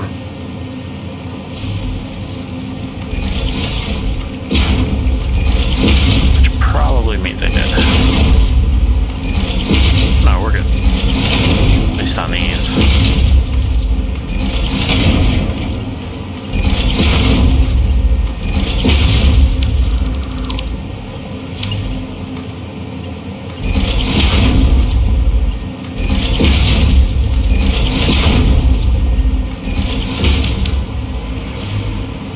Okay. You go down. Go down a little bit, and you go straight. Go. Deuterium ore. Perfect. Oh, I didn't realize this dropped down. Oh, it's because of the road. Got it. Okay, so we got to feed coal over here. Now let's see how bad that's going to be. Coal is way the hell over here. Wait a second. I will do this ass backwards.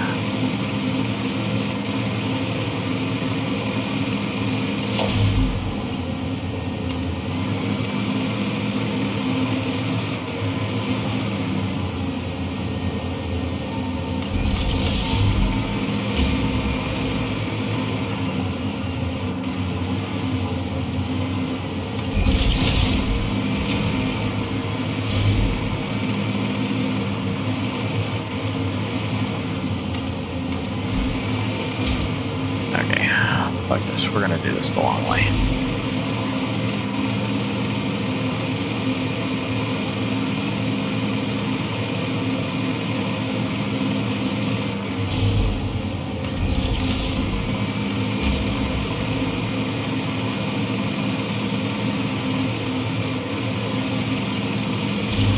Well, I'm not sure what the hole is for now, but I see that it's slightly in my way.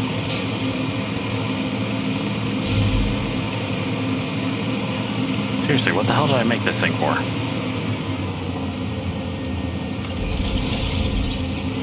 And we still have to get all the way over there. Okay.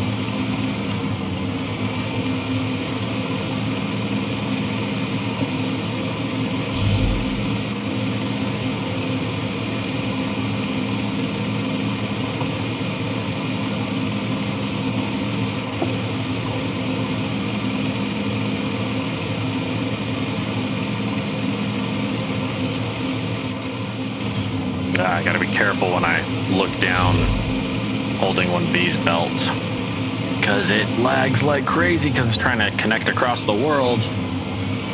Okay. So, a needle pulling thread. If I go here, we can erase that one.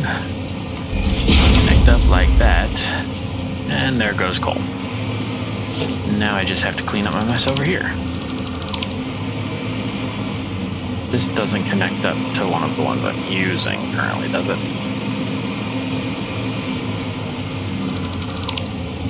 No.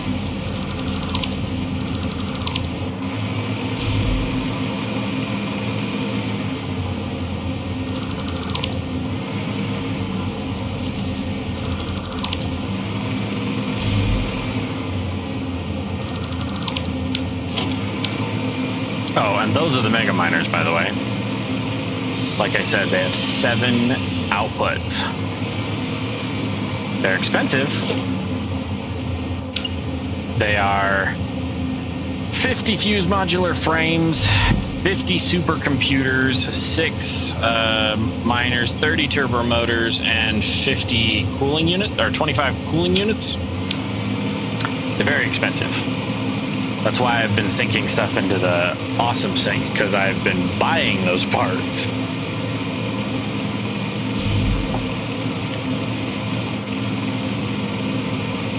Alright, so we should be able to check on, let me turn off my torch. Should be able to check on these, and they should all have coal in their inventories. And if that's the case, we just gotta feed the iron in, and then we've got steel, a lot of it.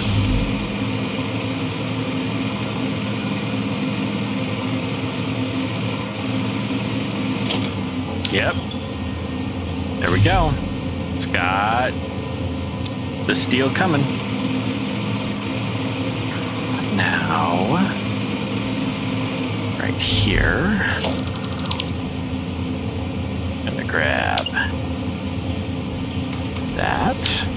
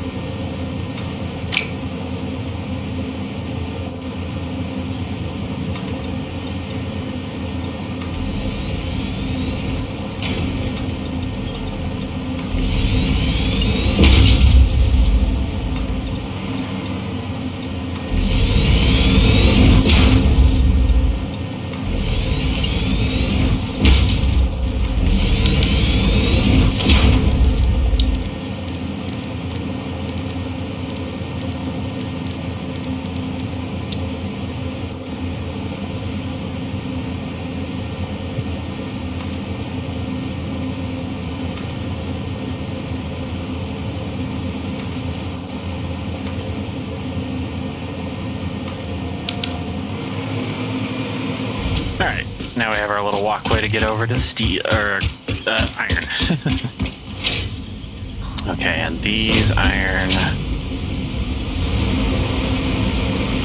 should be up to 1200 per minute once I have belts that can handle that. So we'll grab this first belt, I guess. Easiest way to do that is actually to go back down our logistics hole here.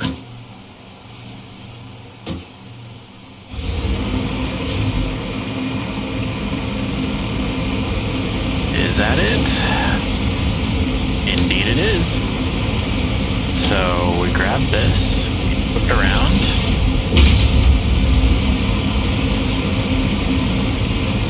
I gotta be careful, there's machines up there it'll try and connect to.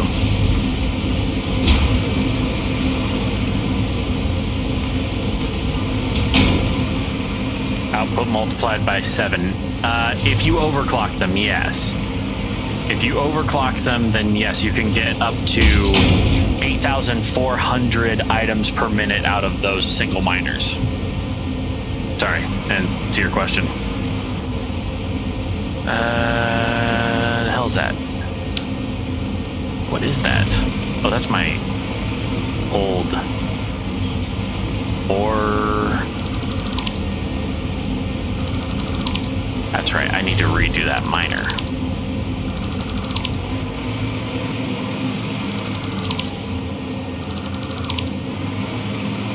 Ooh, what did I hit?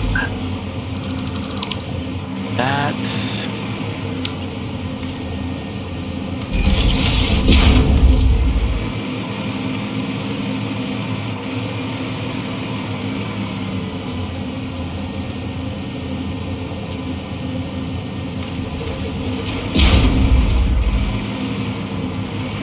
And where... Oh, I put it over here.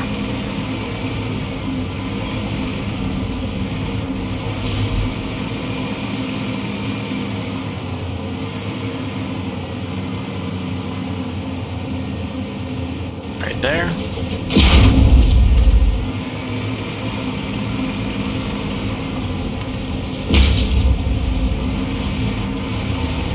I don't like that at all. We're gonna remove that. jump straight. Nope. Straight back this way.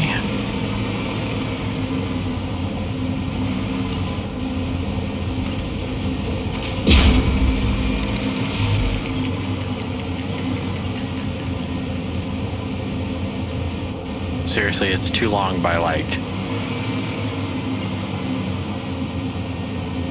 a hair's breadth. Okay, so there goes the iron, which means the steel should be a-flowing.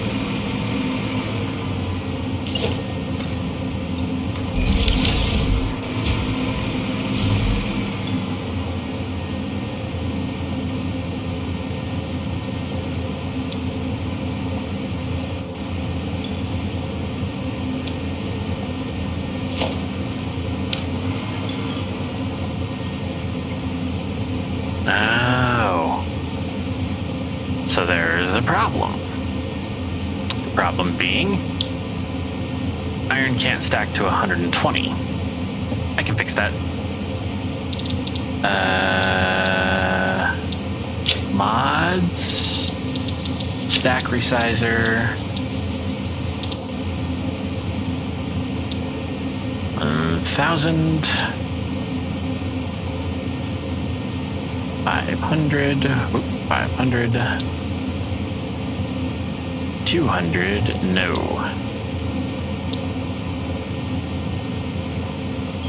We're gonna do 5,000, 2,000, 200, and 100. Apply. Confirm. Now can you work? Oh, probably have to save.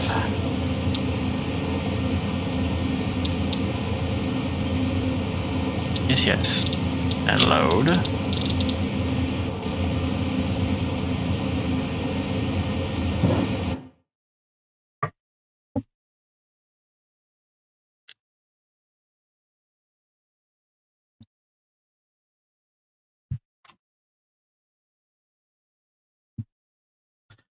Wait for it.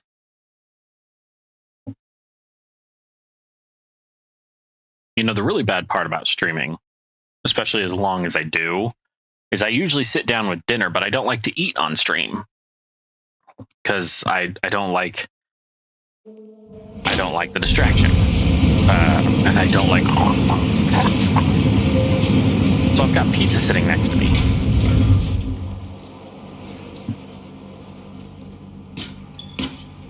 There we go.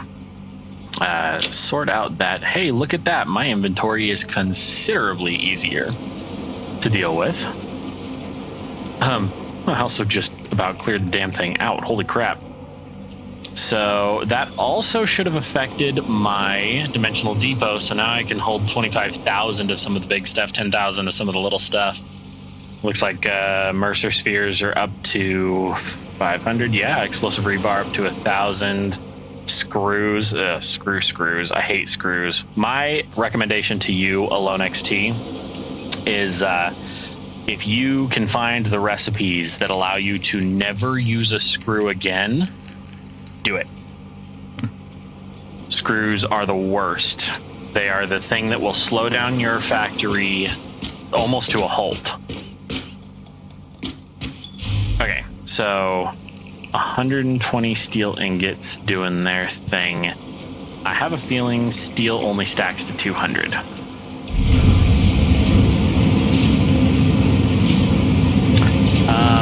In regards to which thing? So, okay, let me give you an example. If you make reinforced plates, base game recipe, you're going to do this: 6 iron plates, 12 screws. Or you can do the bolted iron plates, which is more screws and more iron plates. Or you can do this one: stitched iron plates, wire and iron plates. Sure, it is a little faster than the other two, and it's a little more intensive because of wire. But if you do the stitched iron plate recipe, And then you also have the iron wire alternate recipe. You can literally make reinforced iron plates out of just iron. No copper involved. Iron is the most plentiful resource on the map. So right there, you make reinforced iron plates all in the same place, all out of iron ingots. Boom. Then what about rotors? Rotors are, kind of a pain in the ass because it's some rods and some screws. Well, you could do the copper rotor, which is copper sheets and more screws, or you can do the steel rotor, which is steel pipes and copper, or in this case just wire, which you can do out of iron, completely out of iron. Again, because if you have the alternate recipe for the pipes, you can have the iron pipe recipe running. So iron to steel pipes to the rotors, and iron to iron wire. You make rotors completely out of iron. Remove screws, remove copper from some of the most basic recipes in the game. You can do the same things with like stators and motors. I can't remember if stators didn't need screws. Never mind. But basically, if you can remove screws from the game, you will be in much better shape. So you need it for some of the equipment like the chainsaw and the object scanner.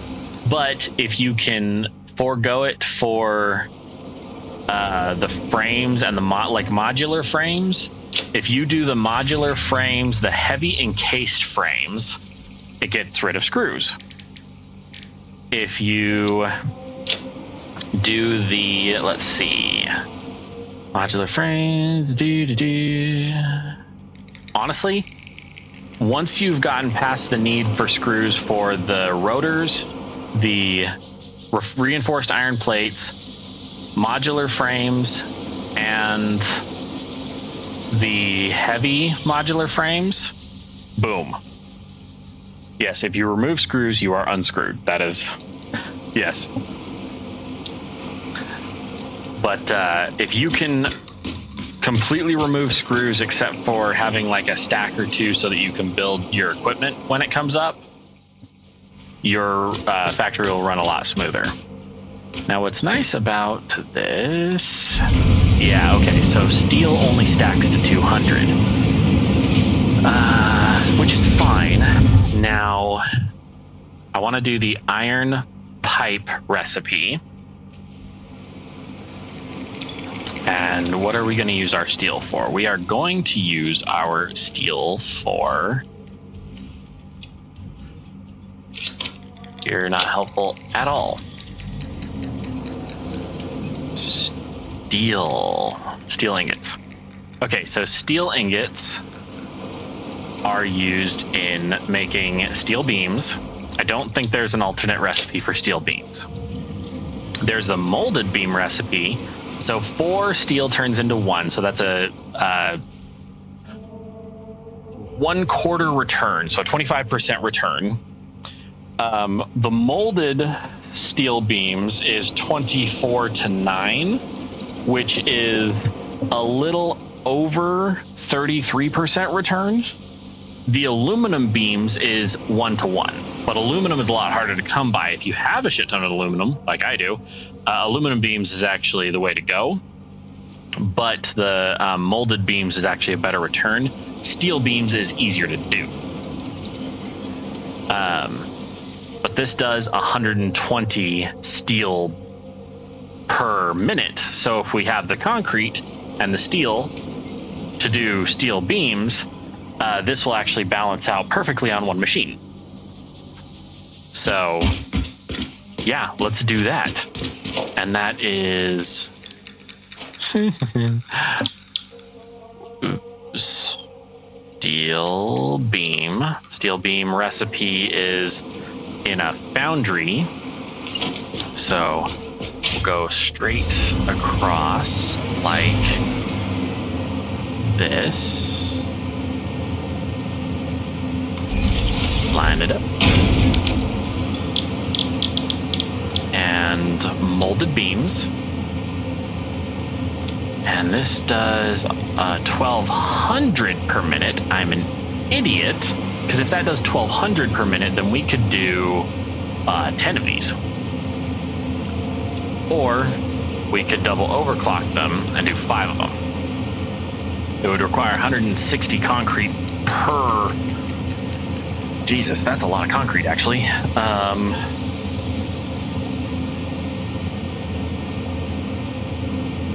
No, that would be fine, I think. That'd give me 90 steel beams per minute. That's a lot.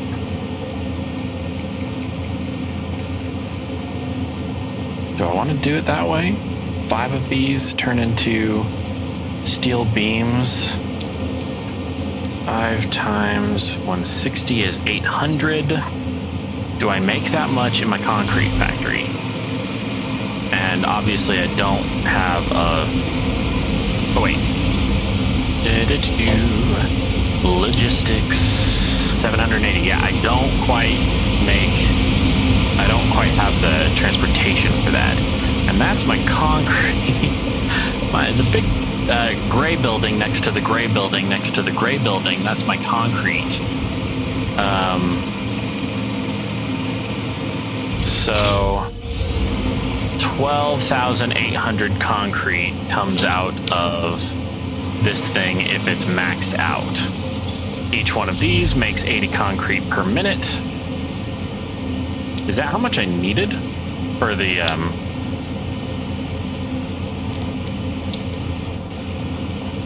80 concrete per minute?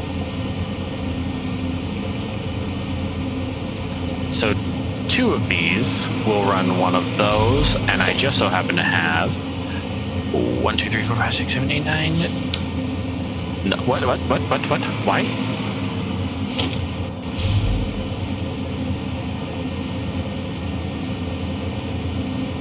Okay, you're not helpful. Okay, I have 10 of them. So this is the perfect amount of concrete to run just that setup. So let's do it. Whee! I would love to have a hover pack, I'm not gonna lie. Ooh, shit, pipes.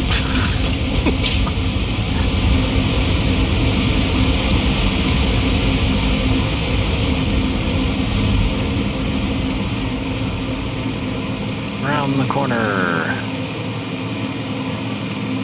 So we need 5 of these, double overclocked. Or rather, 200% overclocked.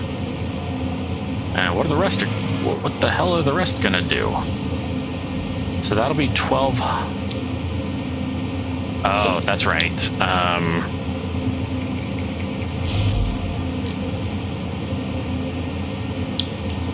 Iron rods, we'll do the steel rods instead. That's 12 per minute. Yeah, that's just gonna be a ridiculous amount of stuff. Okay, so we've got this up to tier 3. Nope, grab some of that. We're gonna zoop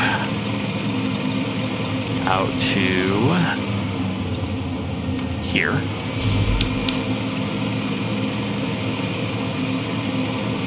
Okay, stop flashing. No seizures today, please.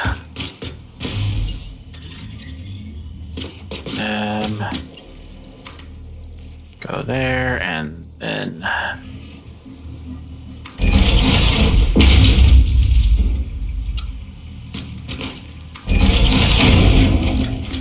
so, okay.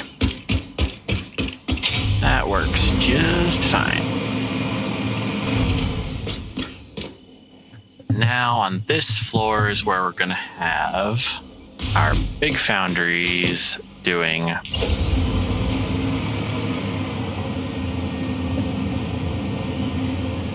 the molded beams, yeah? Yeah. Okay, Okay, so we'll start there. 2, 3, 4, 5.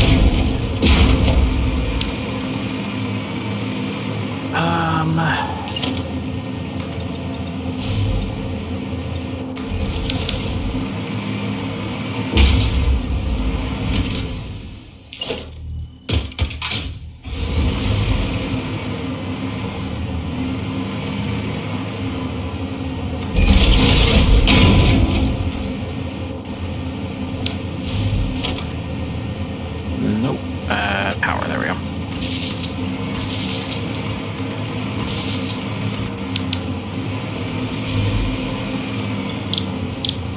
I don't think I really need this much steel. That's okay. We are doing the molded beams. We are overclocking to 200%. We copy those settings and then paste them all in. And when you paste in settings with overclocking, it will steal from you power shards to make it all work out.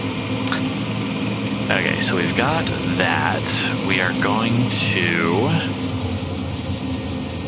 run smart splitter for that.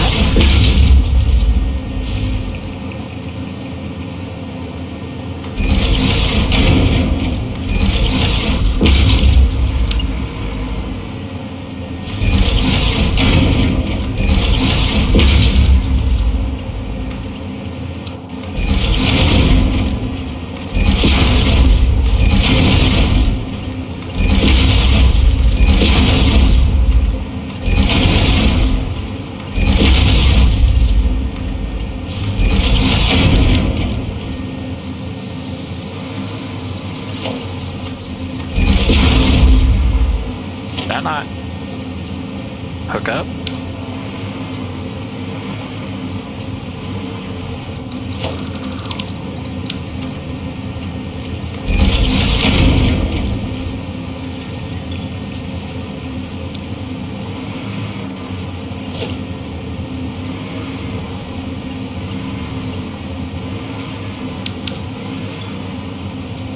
Got it. So straightforward.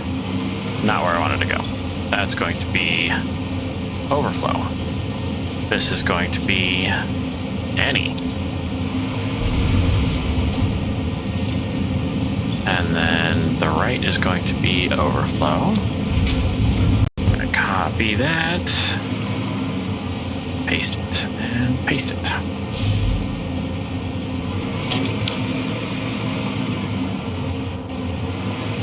Then we'll grab that power connection and connect it to... Really? You cow.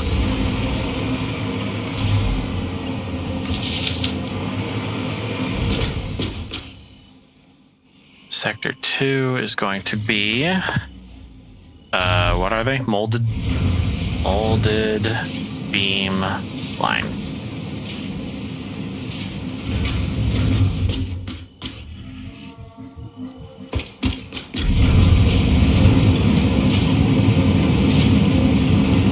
Alrighty then. Also, if you ever want to charge a system by like putting stuff into it, you can drop it in the output section of any machine that processes it, and it'll throw it into the lines. Just a little something you never really needed, but now you have it.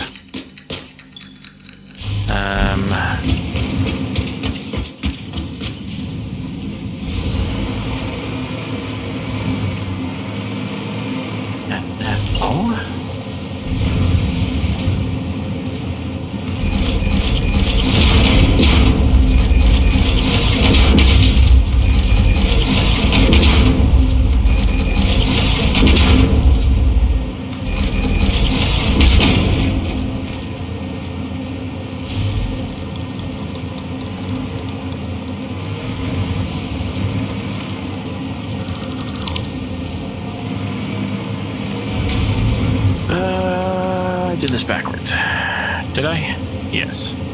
Is it a problem? Haven't figured it out yet. Oh no, it's not. Okay. Phew. Okay, 16, 24, 32, 40, except 16, 32, 48, 64. Yeah, that's way too much. 800. So I guess what I'm going to have to do, I could feed 2 lines in.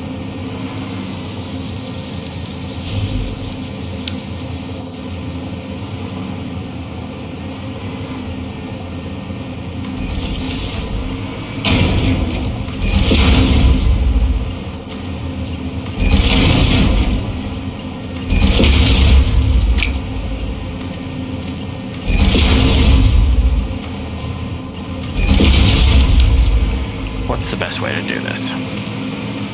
The best way to do this is 2, 4, 6, 8, 10. Combine the lines.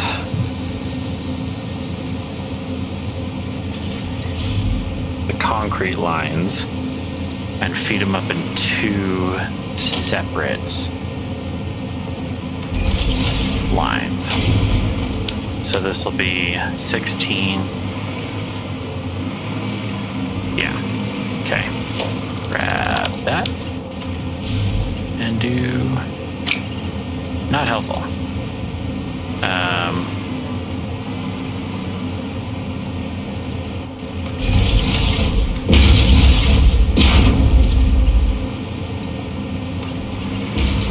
Is that level? Yes, it is.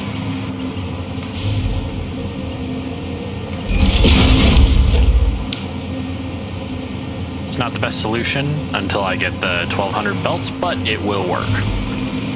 And now to...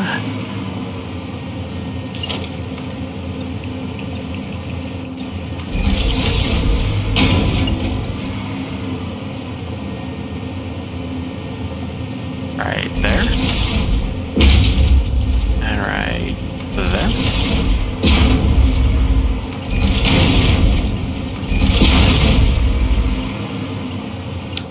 Hell's in there. Hey. Shit I don't need. It's pretty much the gist of it. Grab this, go down. There.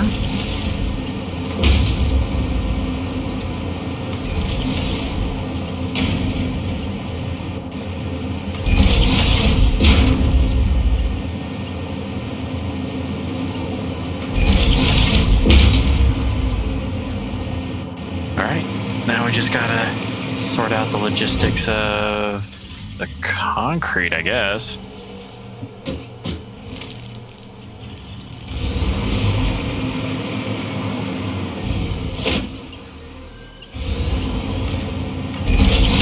That and that.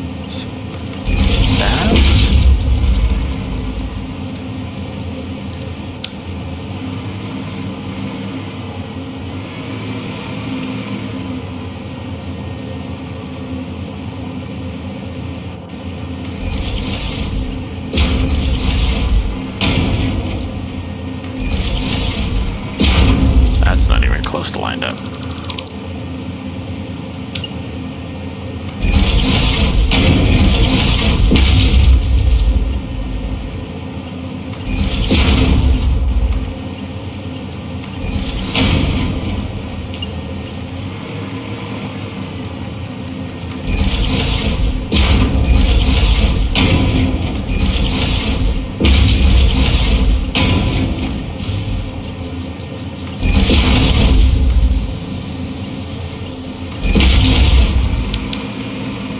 Let's sort out rest.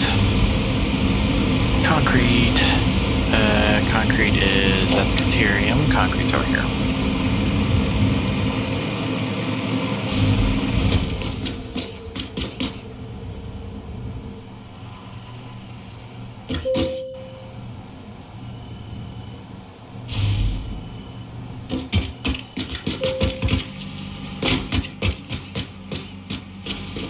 So we just need... Why are you not producing? Water? Really? Why aren't you getting water?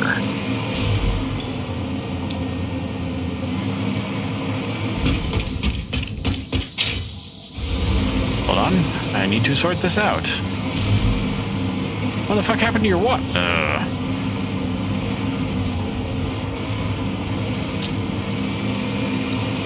Okay. I can honestly say, I'm confused by that one.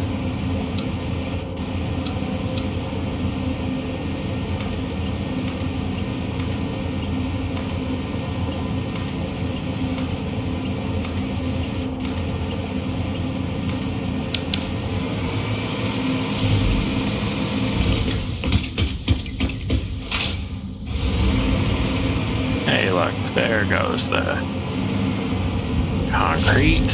Wonderful.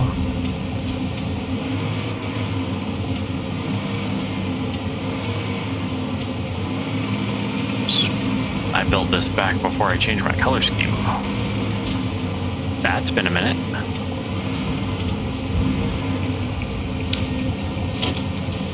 Sandstone. And then mass upgrade. From there to there, and there to there, upgrade.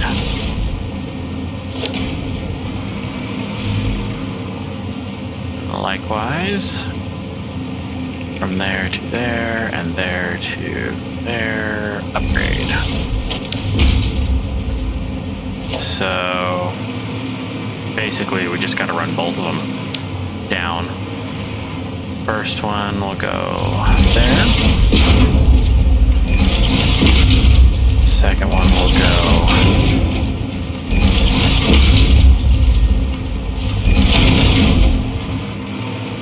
that away.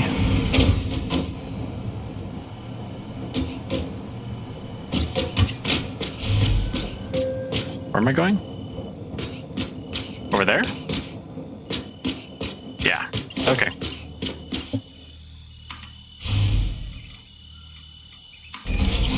Do that and that.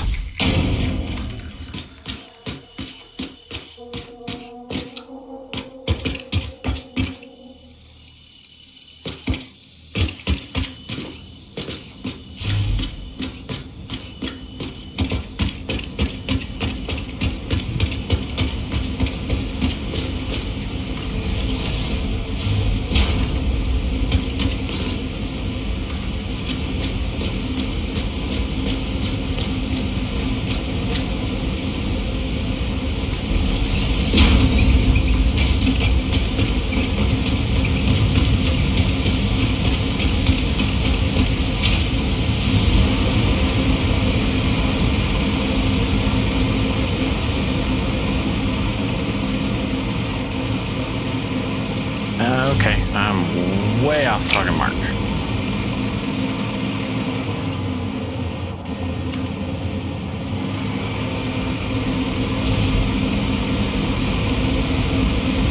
It's alright, I can fix that by just doing it this way.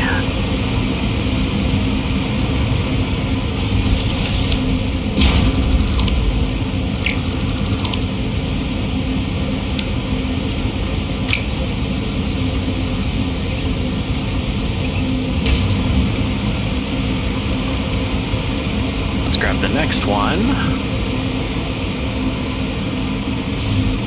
Should be... Nope.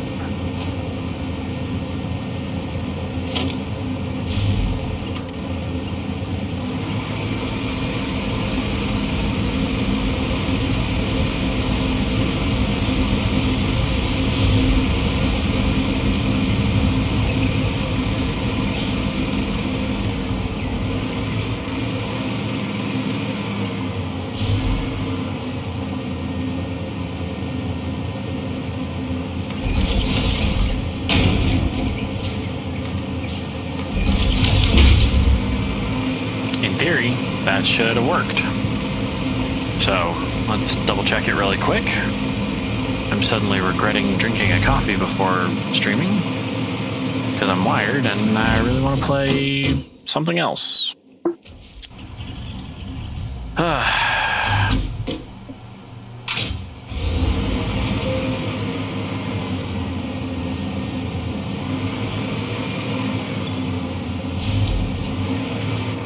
Concrete.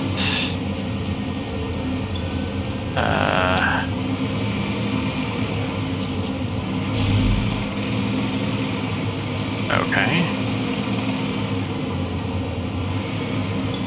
So the right is overflow. Copy settings. And then paste.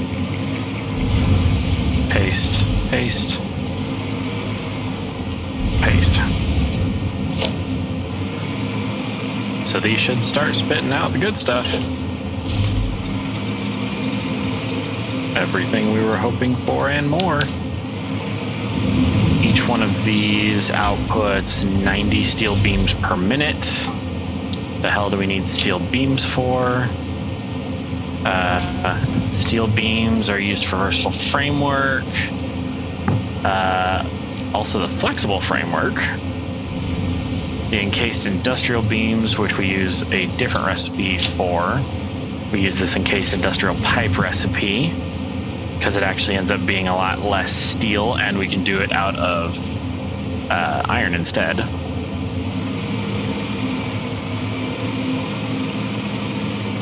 So we've got that. We really don't use steel for much? Or the steel this? The versatile framework.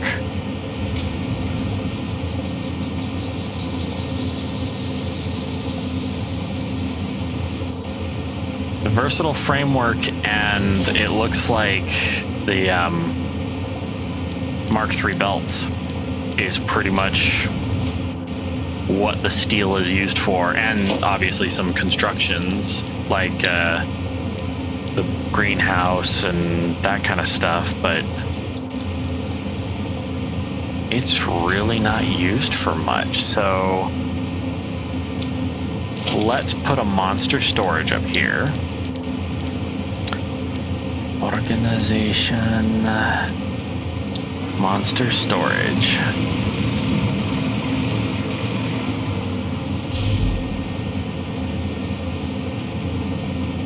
If we do,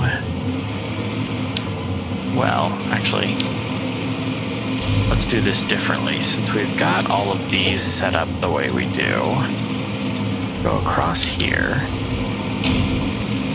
and grab some of these walls.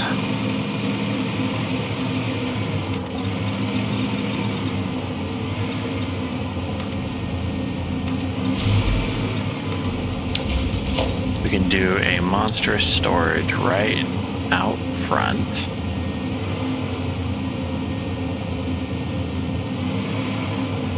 They are 2 foundations deep. Okay.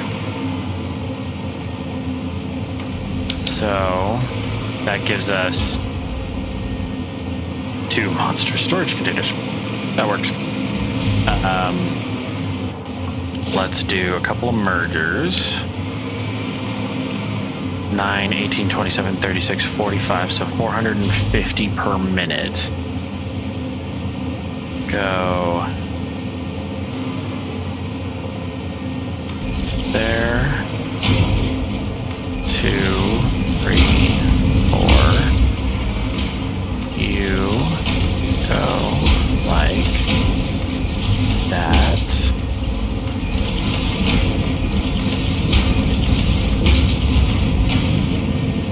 Then we'll do a splitter. This splitter will run. I'm going to leave enough space to do more of these, so let's 2, 3.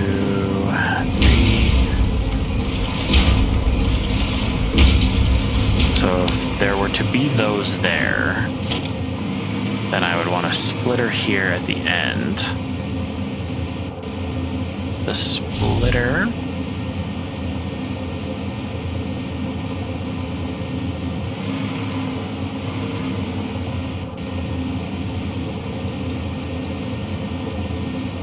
would go right there. It would go here, and that would be overflow. This would be any. And then right here in the middle, I would do industrial storage.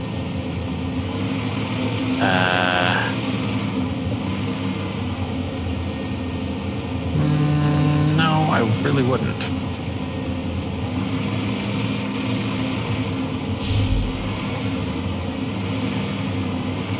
We've got more than enough space right here. So we would do an industrial storage here. This would be our primary go-to. Right output any. Left output none. Center output overflow. And then dimensional depot.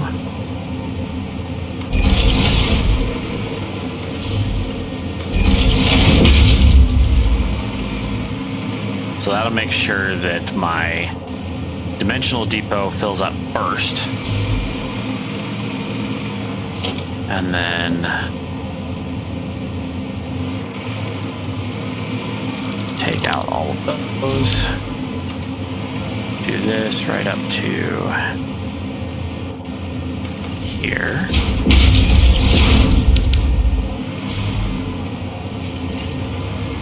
And it's going to fill up that storage container first. And then the dimensional depot, of course. Drop that in there. Steel beams, 2,200 of 10,000. So I will always have in reserve 48 stacks of iron for beltwork. Don't mind if I do. Actually worked out really well. Now, oh yeah, let's make sure I've got these set right. Encased industrial negative. Steel ingots done. Quick wire done. Iron rebar and plate, no. Explosive rebar, no. Liquid biofuel, no. Not worried about doing that right this second.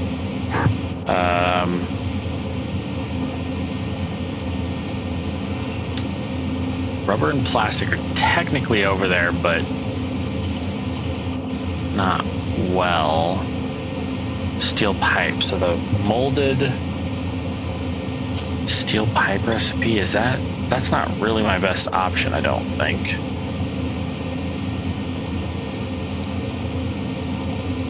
Well, welcome whoever hopped back into the stream.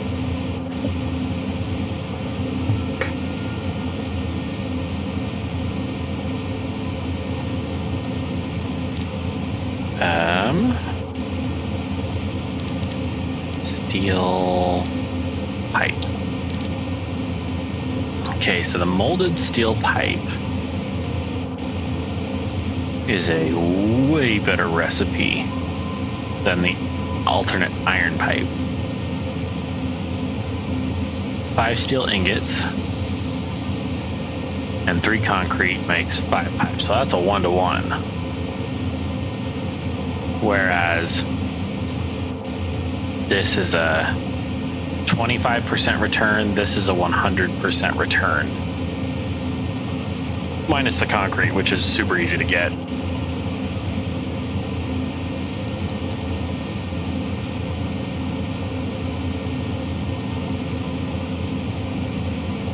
So I guess we're doing molded steel pipes. But we don't have any more steel coming out of this thing. Technically we do, but let's run another line real quick.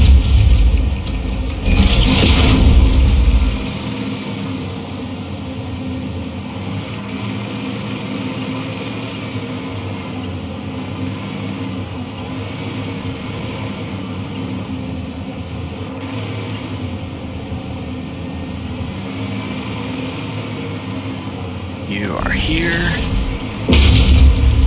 and you come down here, that, like that.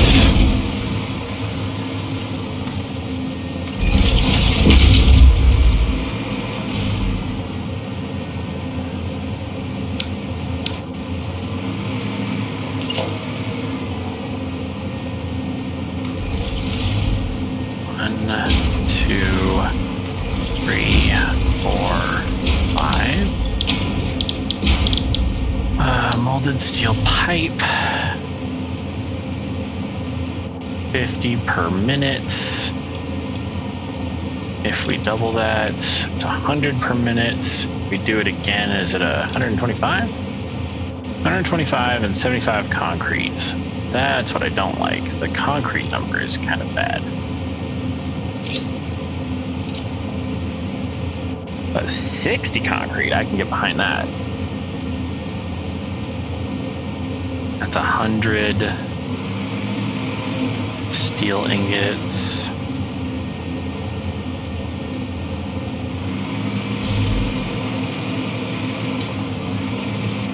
This will run on the steel and the concrete.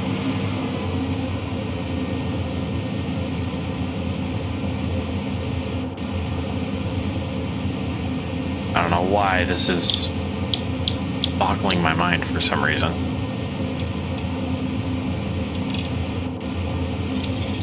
So copy that, paste, paste, paste, paste.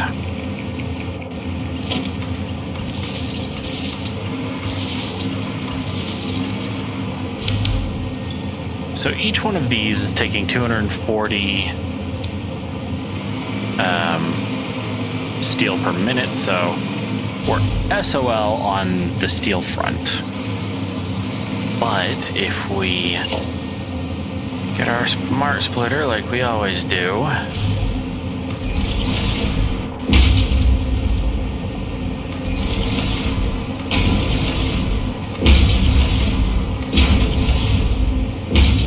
do that, correction.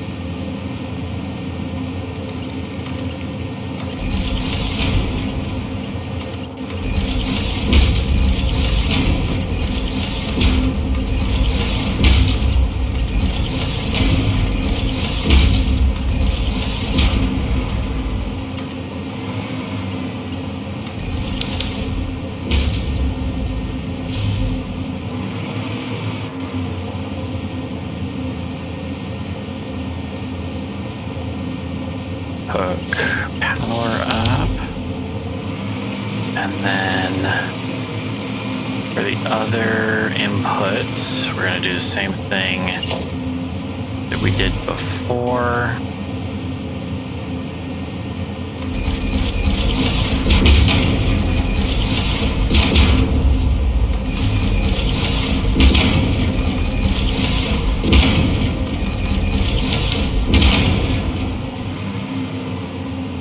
And then we'll grab it and do a merger.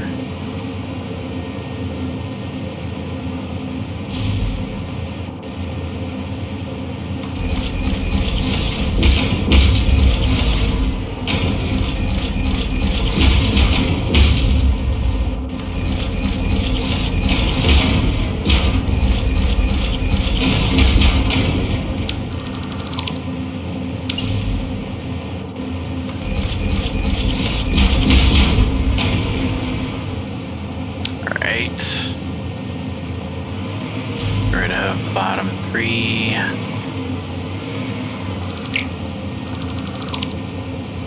switch over to these.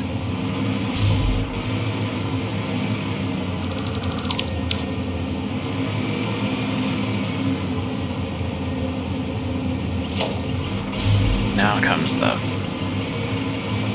fun part. That last one is crooked, damn it. Nope. All of these are crooked. Damn it.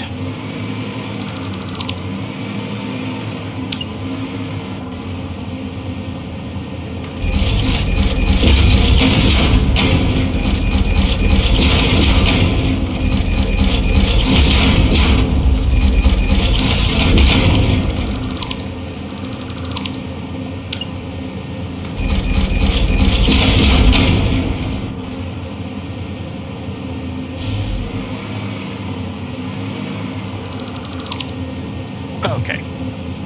Now we can belt this up. So this first one, the merger's all hooked up.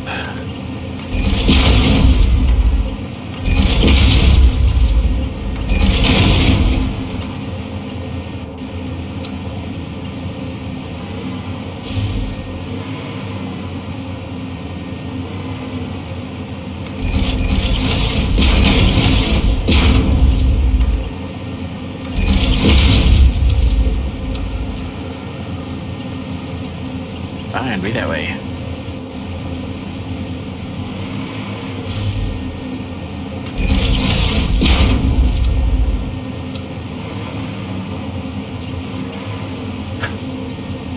Okay. Let's do it this way. Remove those conveyor poles. Put them back here. Remove that.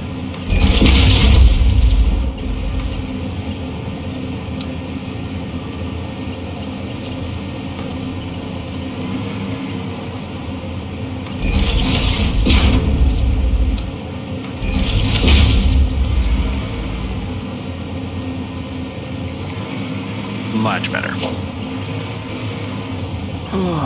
Do that. 2, 3,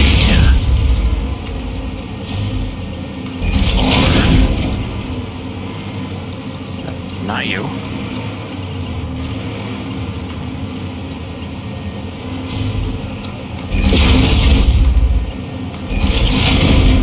Not spaghetti, if you can see where all the noodles end up. Just saying. Okay, so off to the right is overflow. So copy that. Then paste. Paste. Paste. Paste. Paste. Paste. Paste. Paste. That first one is wrong. It should be. This is overflow. This is none, and this is any. Because that is how it connects up. Okay. And that is perfect. Then this one connects up incorrectly.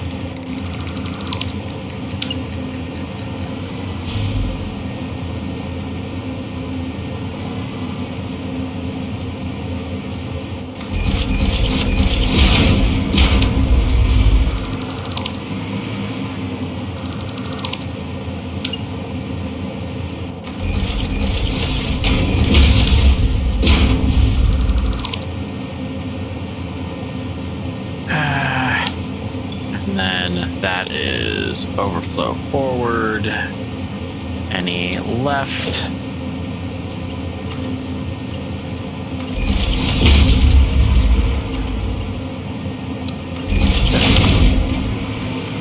and that's where our concrete is going to come in.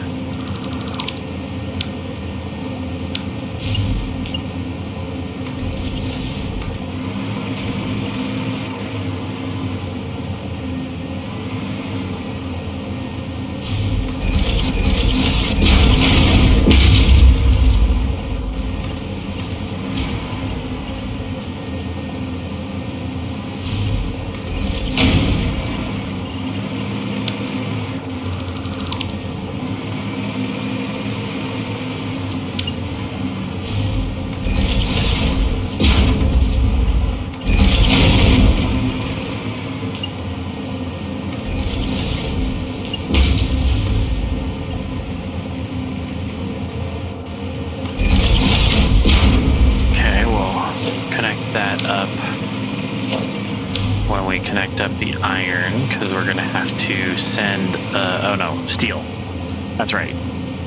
We have to connect the iron to that one.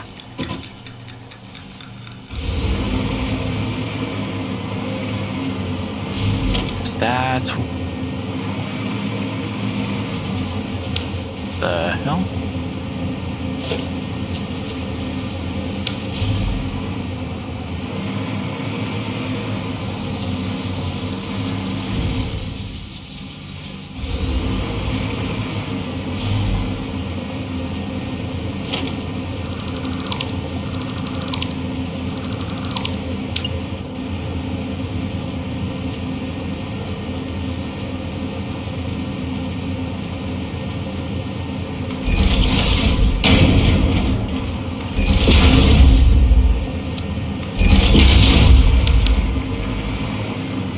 That's not feeding any iron into it. That makes me uncomfortable.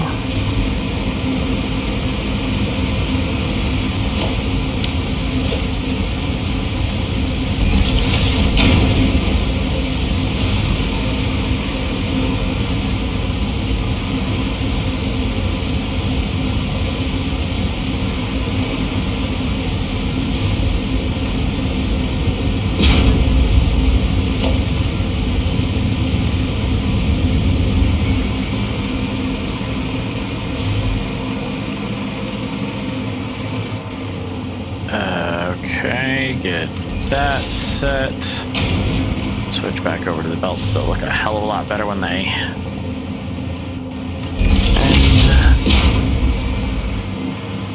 And then...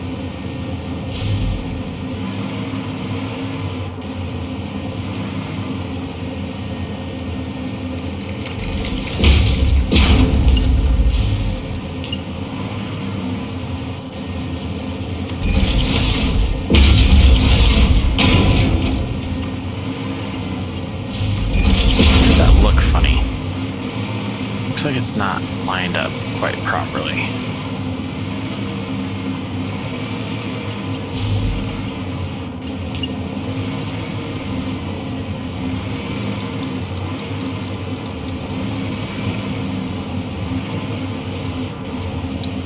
Now we get to start the real spaghetti works.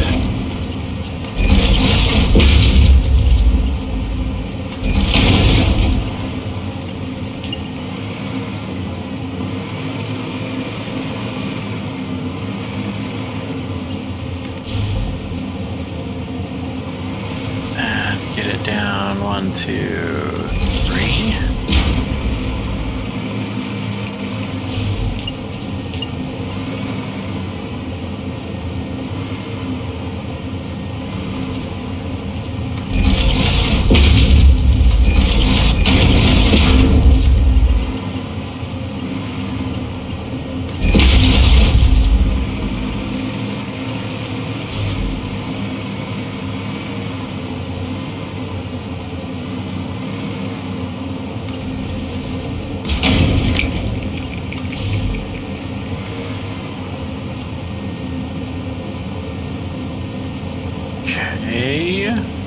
Almost there. Almost.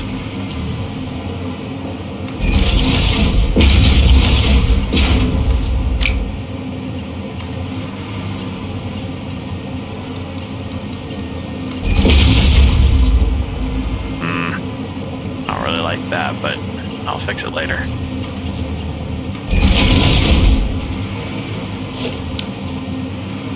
So where the hell are all my iron ingots from the other one?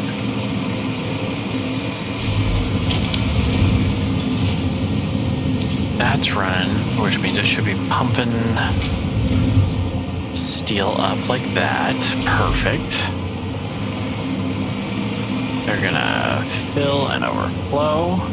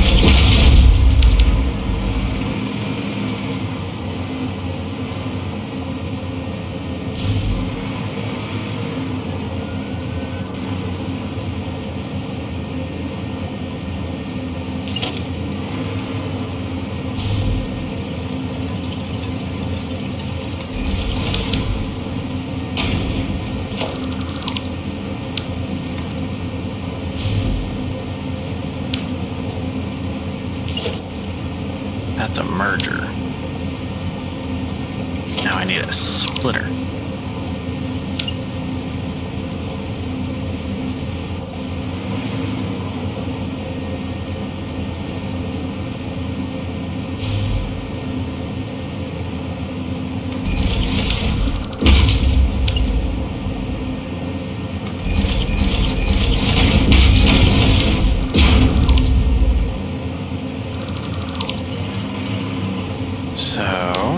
You're gonna go left first, none that way, overflow right.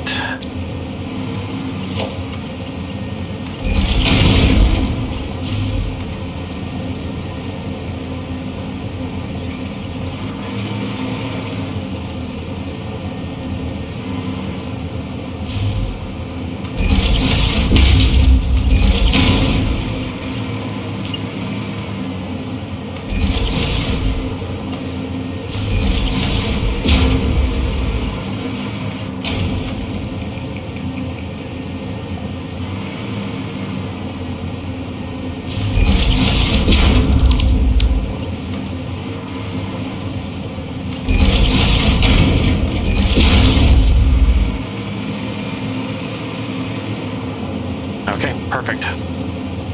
So that should run pipes into there. We'll put those pipes in there just to remind me. And that'll be beams.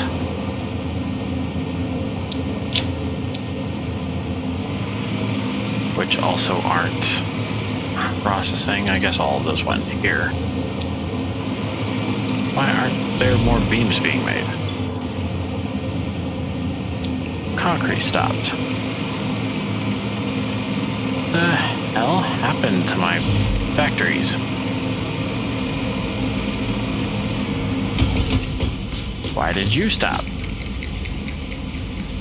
I have no idea why you stopped.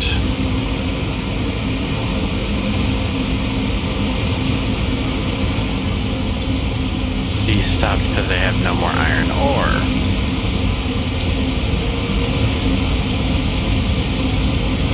Because they're not being fed. Oh, my bad.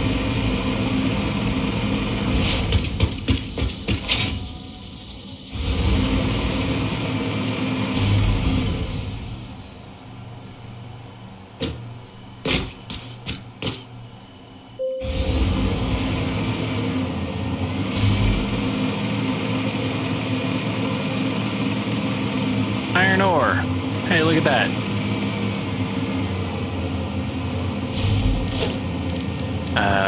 You just need power? Okay.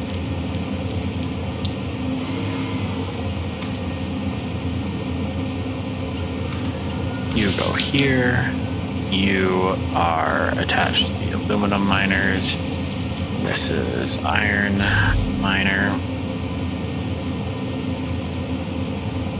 And yeah, okay, so that charged up everything right there.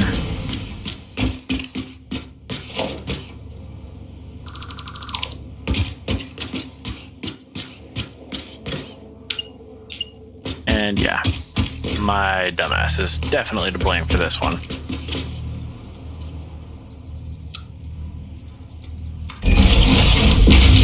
Because I ripped out the iron line. Okay. Let's fix my mistake.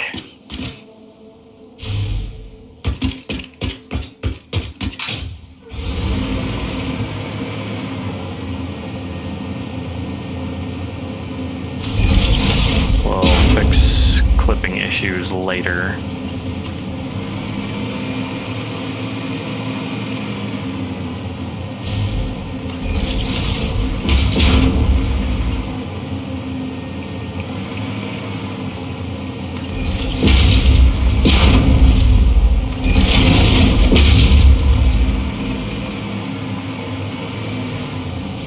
Where is it? That's it right there. Is that it? No, it's that one over there.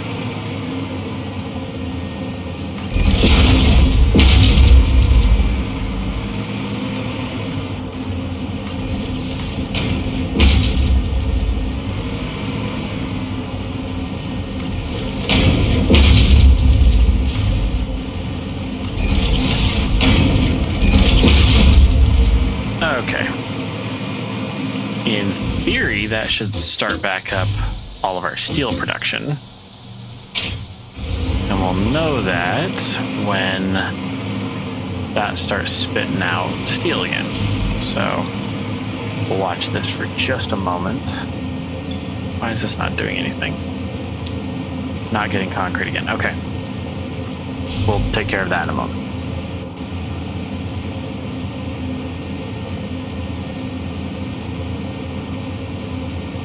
Wait for it.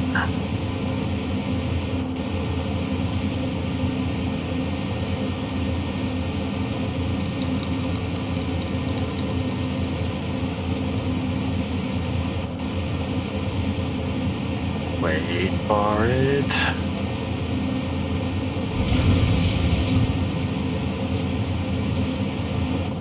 I'm putting a lot of faith in myself for having... Yes, okay, I didn't fuck it up. And then, yeah. So let's figure out why there's no concrete. Do I have enough for a mega miner? I do not have any more fused frame. Oh, I do. Nope. I don't. Mega miner design 1.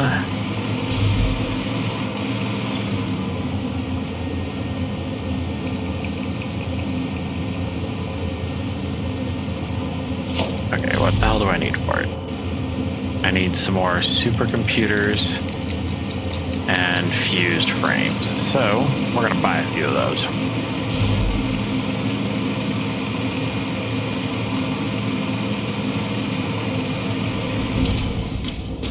First, we print the coupons.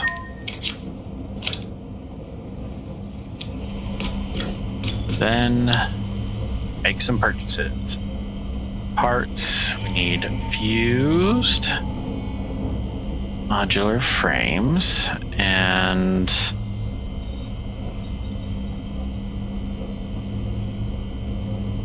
pretty sure that was it. Bye. Thank you. Thank you for investing into our internal closed economy. Your contributions provide aid to many good fix-it causes. Mega Miner needs some supercomputers too. Supercomputers right there.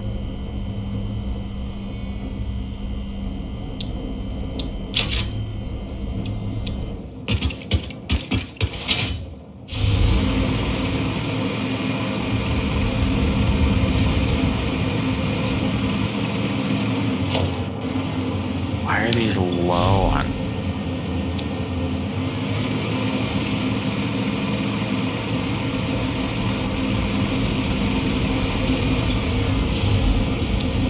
There's no water coming in. Why is there no water coming in?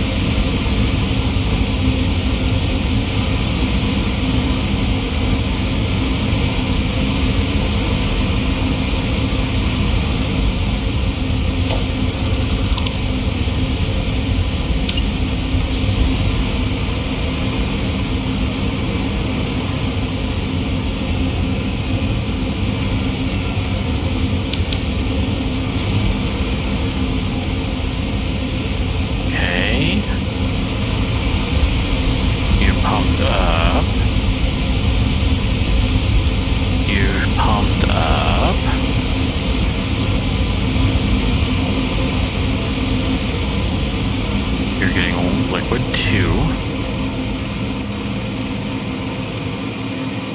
Does that fix my limestone issue? Doesn't fix my limestone issue, but it should start filling these machines back up. I don't understand why it would have stopped.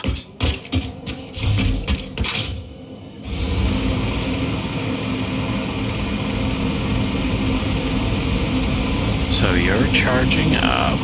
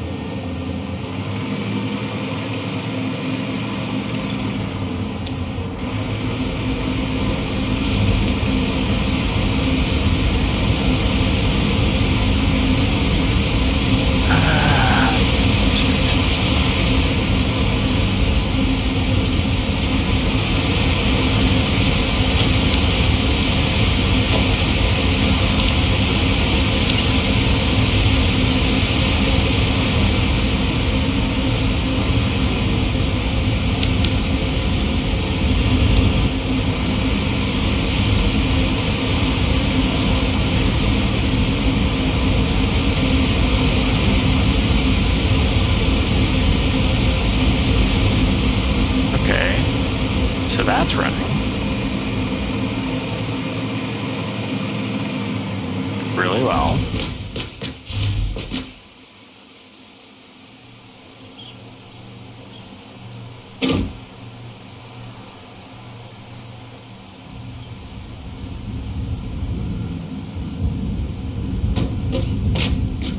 And there goes the concrete. Okay. Now we just need to increase our concrete yield. Let's figure out where that limestone is coming from. That limestone is coming from right here. I wonder what's down here. Hey, look at that. Limestone. Okay. Got a mega miner. Fully overclocking this turns it into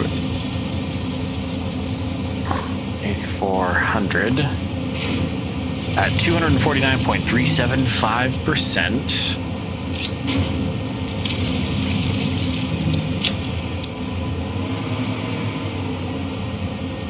And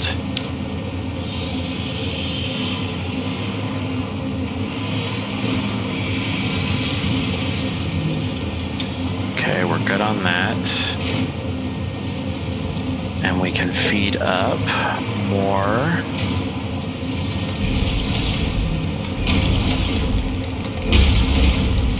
Five, 6, 7.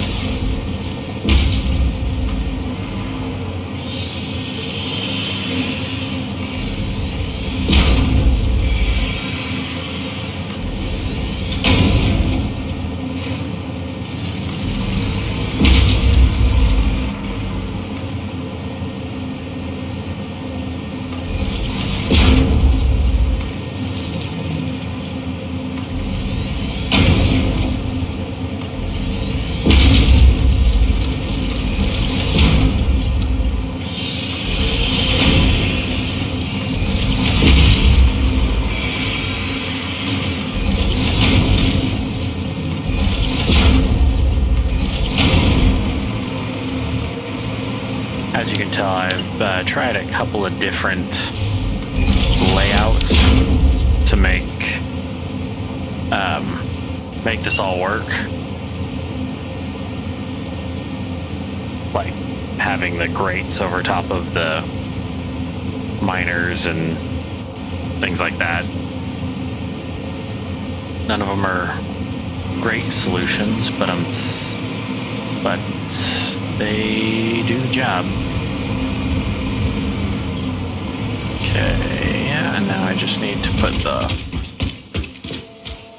I almost didn't say floor hole.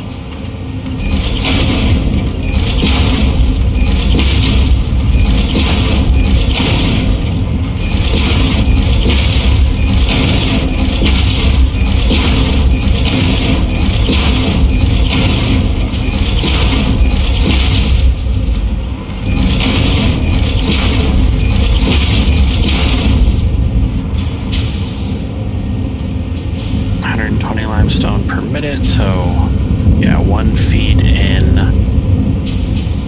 Still need to run the water for this, but that's nothing.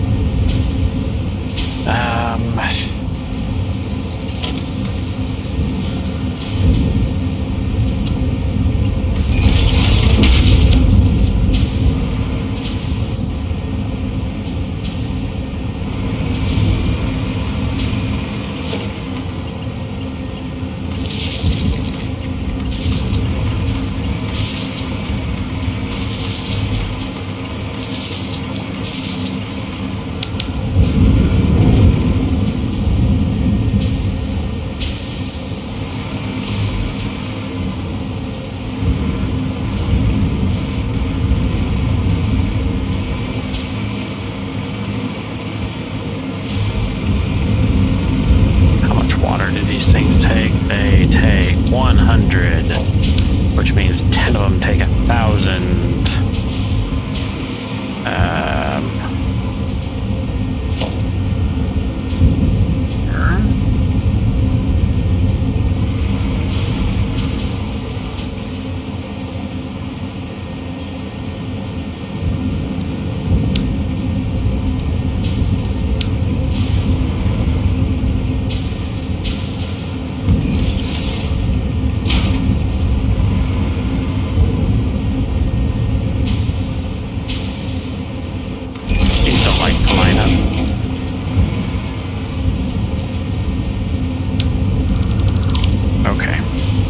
A different way then.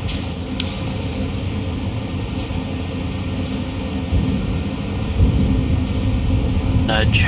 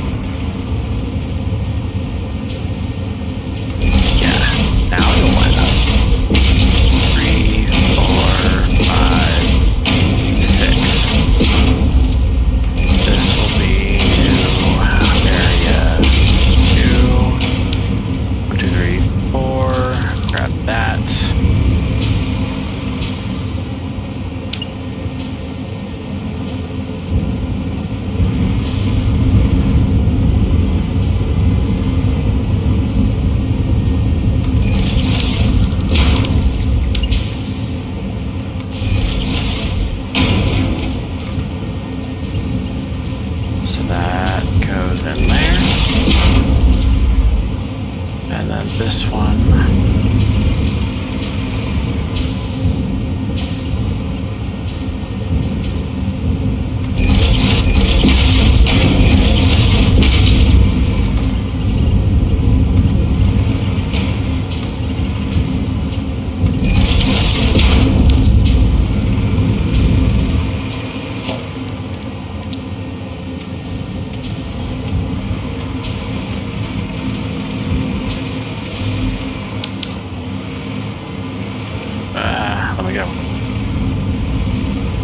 These should all be powered up. They're just missing their limestone input and their water input. Cool. So they're just missing everything that makes them functional and useful and all that.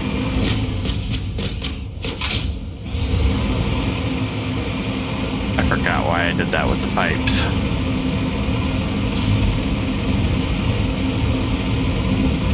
The max flow is apparently nothing.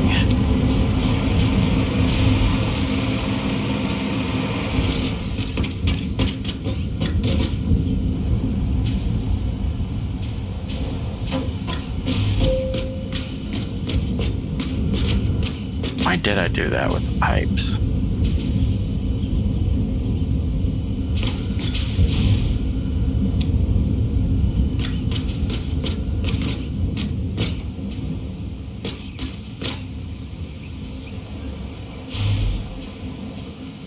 Jesus. 4 20-second ads? I mean, I know I have monetization turned on, but that's a little ridiculous. It's supposed to be really, really balanced the way I have it set up, but Google's gonna do whatever, Google's gonna do whatever the fuck it wants.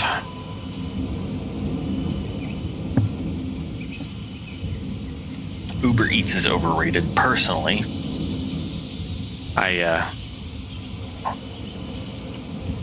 I'm not that lazy.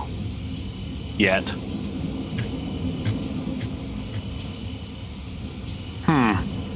That's strange.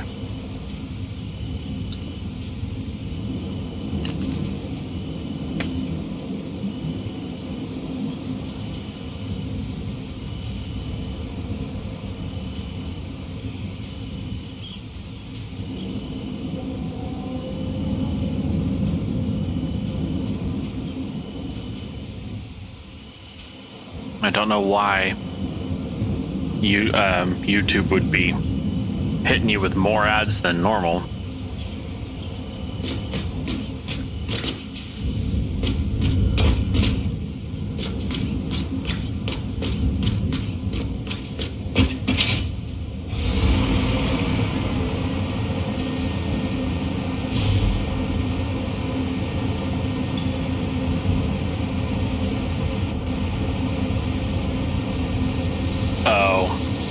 Yeah, I remember when that update hit. Pissed me off.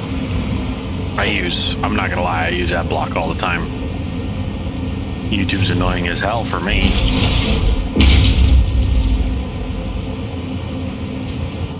To be fair, I used to turn off AdBlock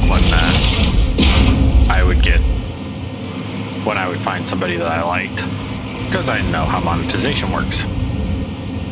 But it's not always a viable option.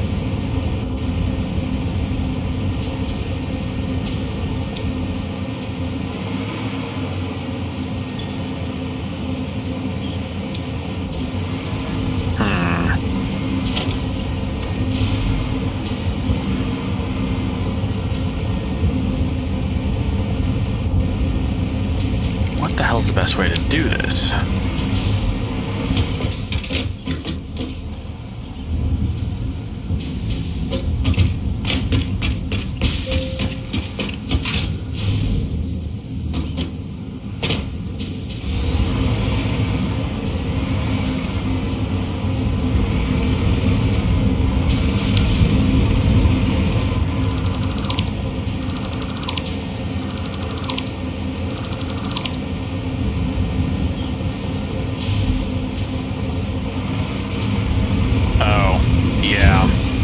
When that happened.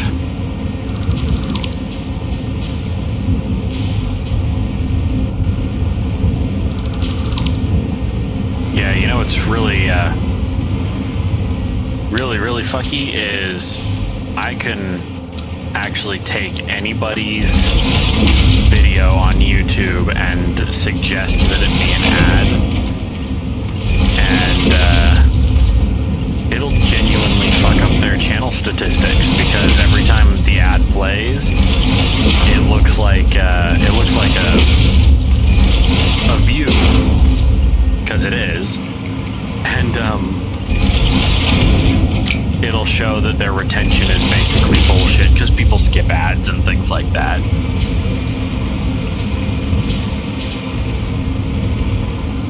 Yeah, it is dumb, but it's the YouTube geniuses, remember. They know what they're doing, right?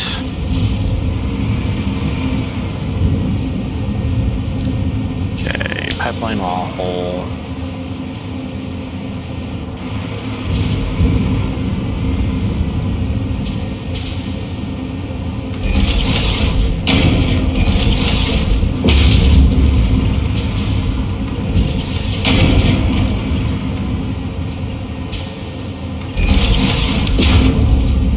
Horrible.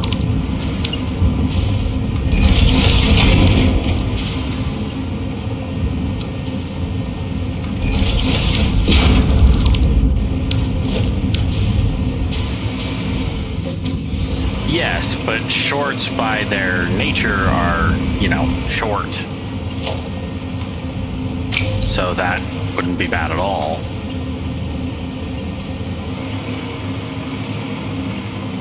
Okay, you come here, go up. No.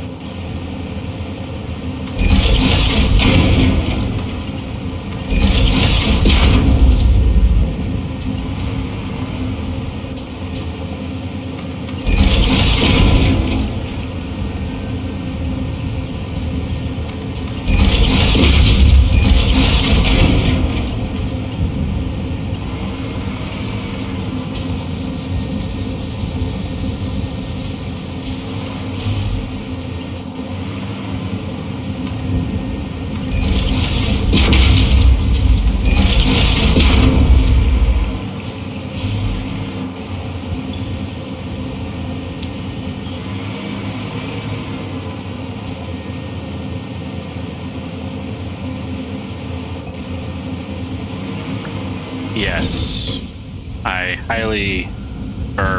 strongly agree that the ad system in YouTube needs some serious work. Alright, looks like we got a little bit of water out of that. Now, here's the problem. We're not actually bringing in enough water to this system. So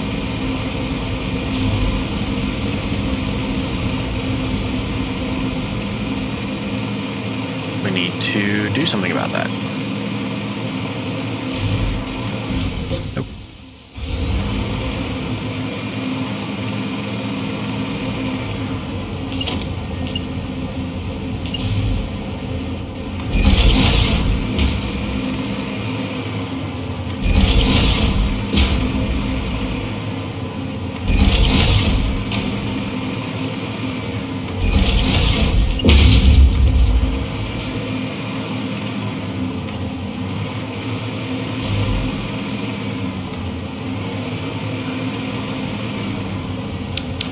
The other day my mom got a 30-minute video as an ad. Yeah, but those are skippable though still, right? I haven't come across an unskippable one that long. Still, that's ridiculous.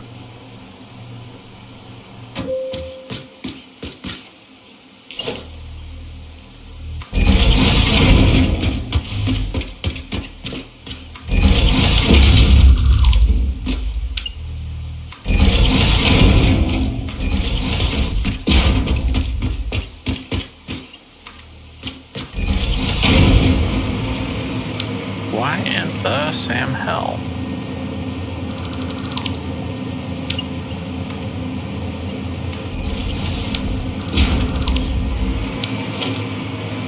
I remember now. Never mind. Me being dumb.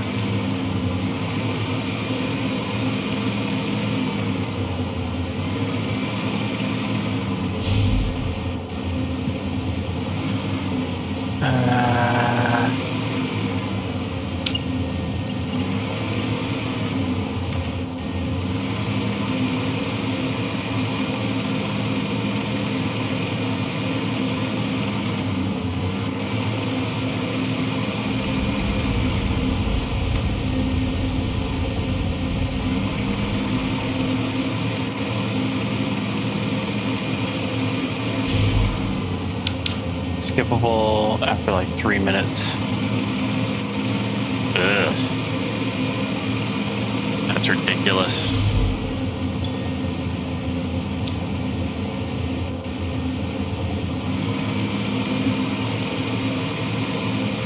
Okay, so yes, these are connected. Do they all need pumps on them? Is that... that's definitely the problem. Okay, so... mega pumps.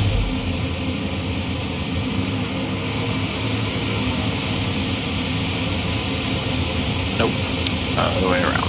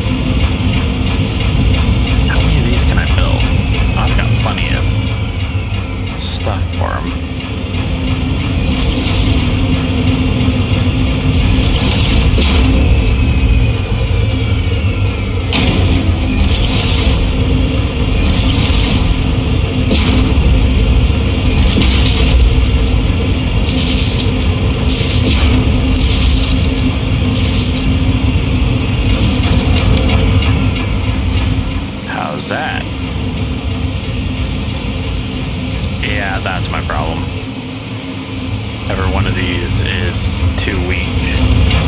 That's my bad. Fortunately, pipeline pumps will get us there.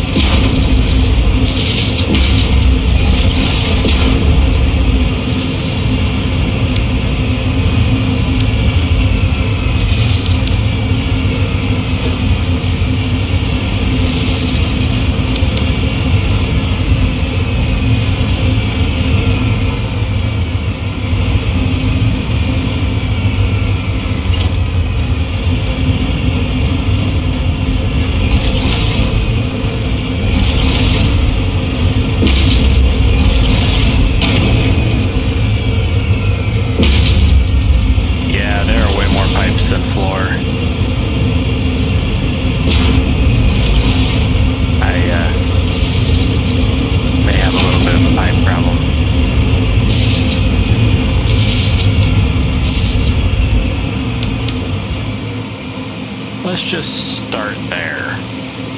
See if that fixes some of my issues. Hey, look at that. Those are flowing pretty good, actually. Flow rate 600 meters. Yeah, about that.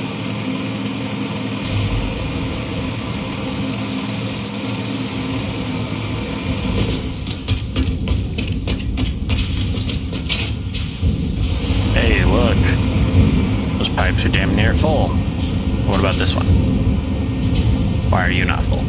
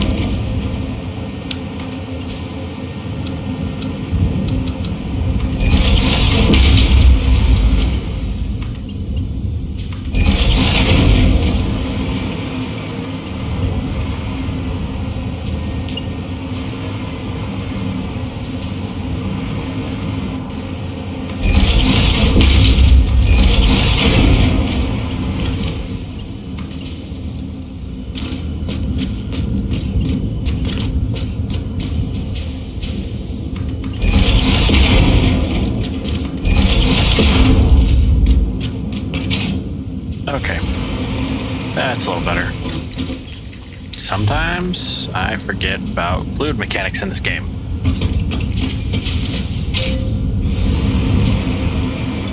Ah, so much better.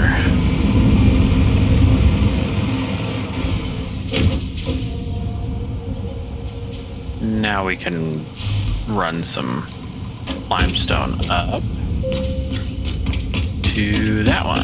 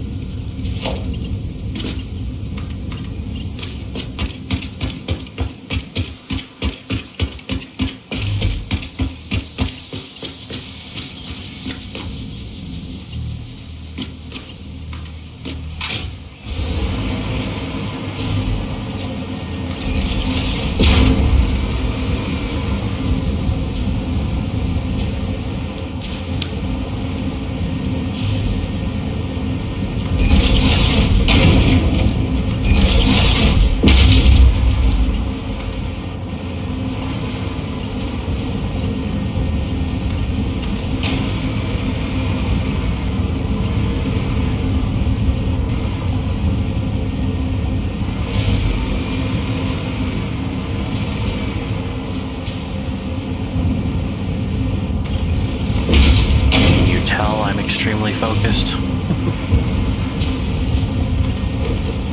My normal won't shut up is not really working. There we go. Get some of that limestone in there.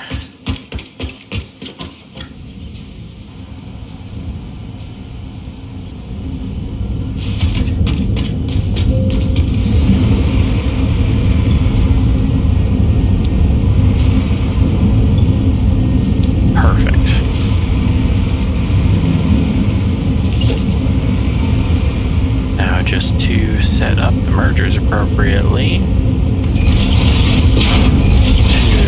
3, 4,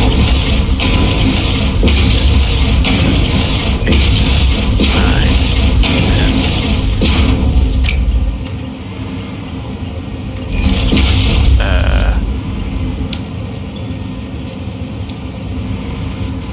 8, 16, 24, 32, 40, 48, 56, 64, 72.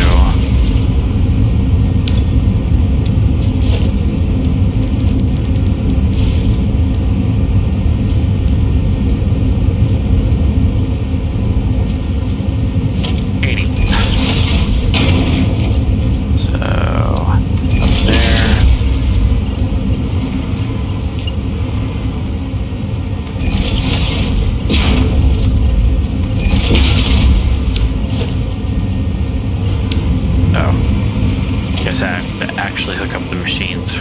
That would be helpful, right?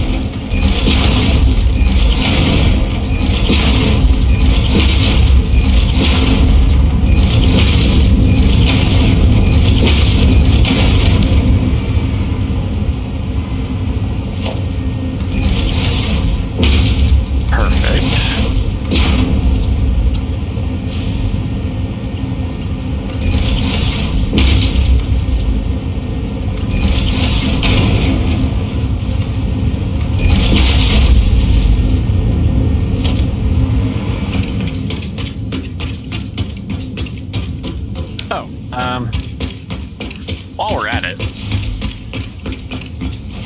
I want to show you how blueprints work.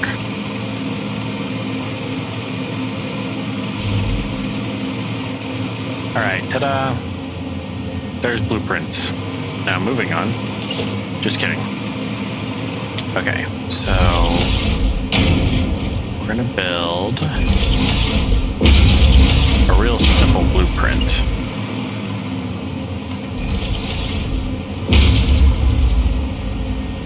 And this one is going to be for these conveyor poles.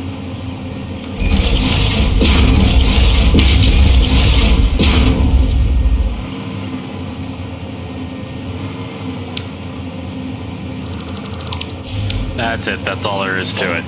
Now that it's in the blueprint,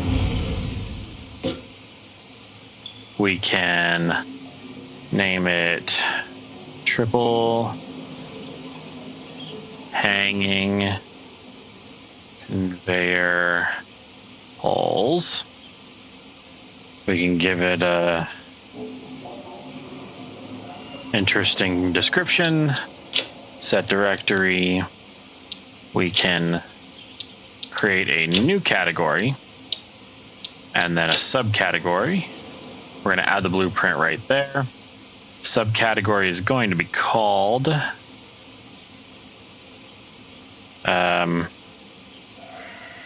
belt work. Apply changes. We can close out of that. We'll select the icon and do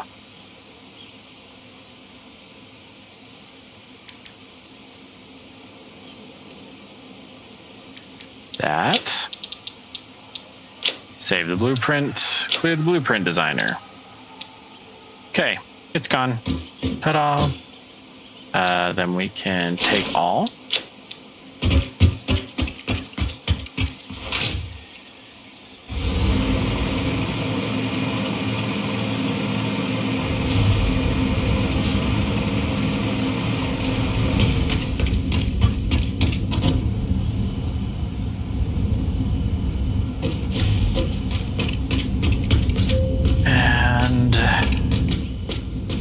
is where we're wanting to go. So we've got these, and we want to be able to move on. So triple hanging conveyor poles. Now we've got triple hanging conveyor poles. This is a stupid, simple blueprint. You can do much greater things with the blueprint maker. In fact, I'll show you something that I made with it in just a moment.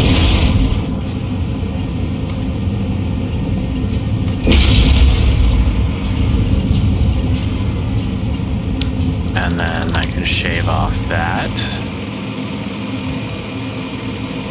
Let's see, we've got the other ones here.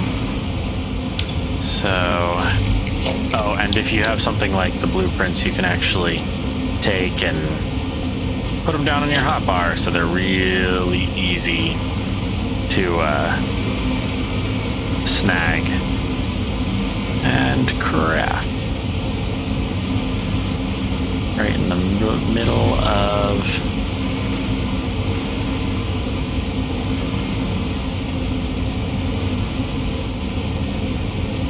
right there.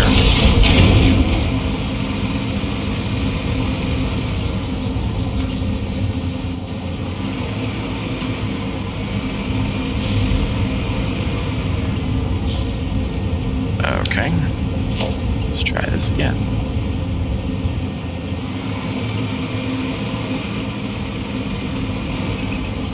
Oh, lag when you're using the flex.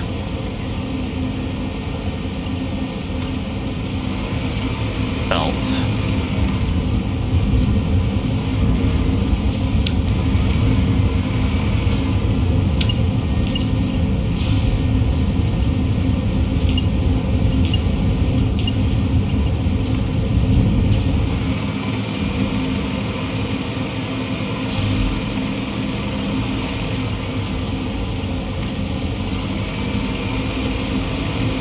Then we can go over here.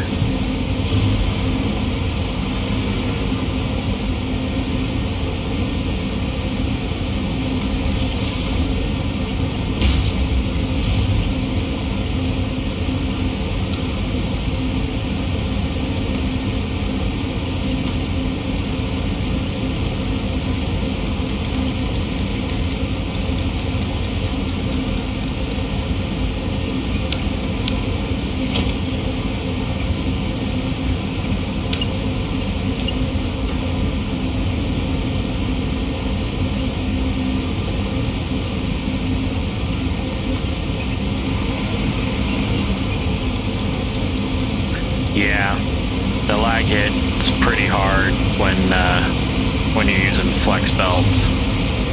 So some of these belts are flex belts, some of them are regular conveyors. The regular conveyors have a maximum distance, so I believe it's either 52 or 56 meters. The other ones have a much longer distance, but that also means that if you look out into the distance, they will try to connect to everything. So it's not really a great solution. Okay, and move over one. There we go. But still, most of this is just stopgap anyway. One way you can get around it is if you're going to do something like this, just keep your belt pointed towards the ceiling. Or the ground.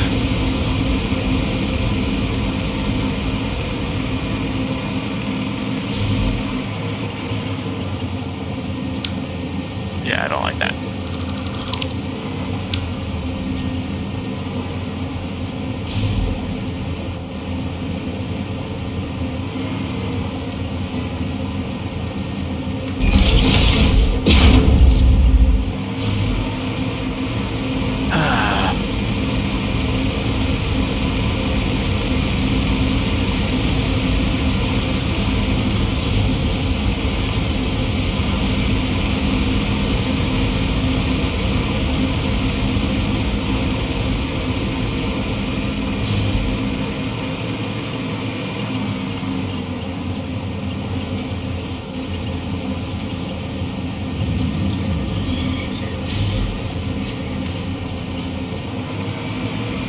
yes, I am purposefully moving down one slot, just trying to keep it somewhat looking good. It's not a great solution, but it'll do in a pinch.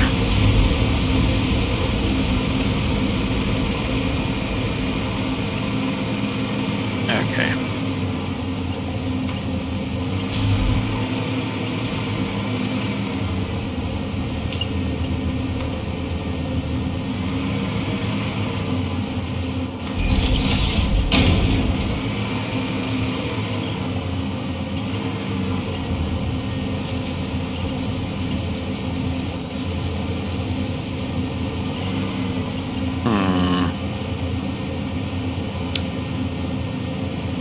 So the top one is 720.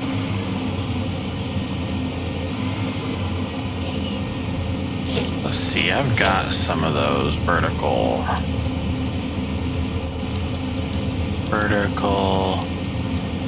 merger.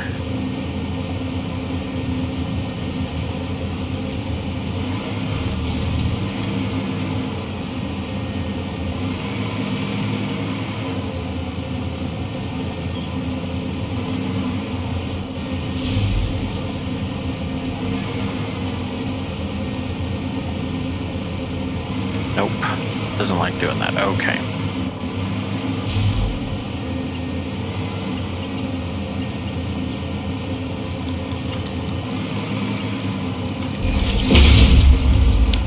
Definitely need to figure out a way to fix the pass-through.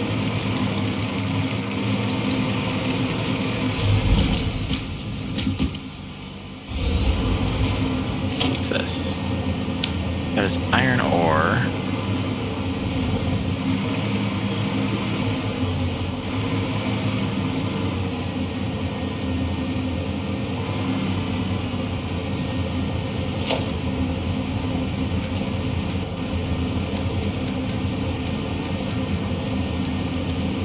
Conveyor merger.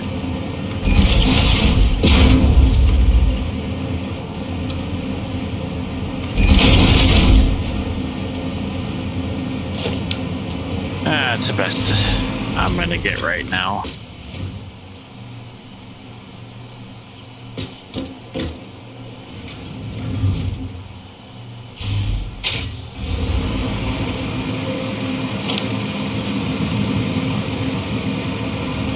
Oh, there go the pipes. So slowly but surely we are gaining pipes. They're going up into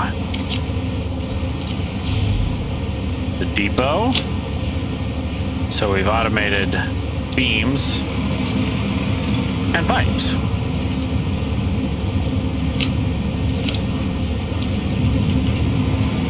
Any in there? No. Any in there? Yes.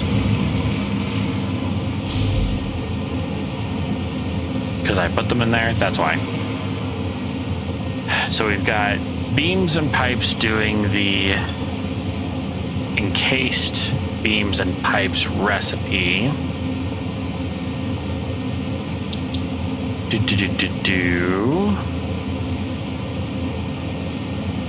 Where is it?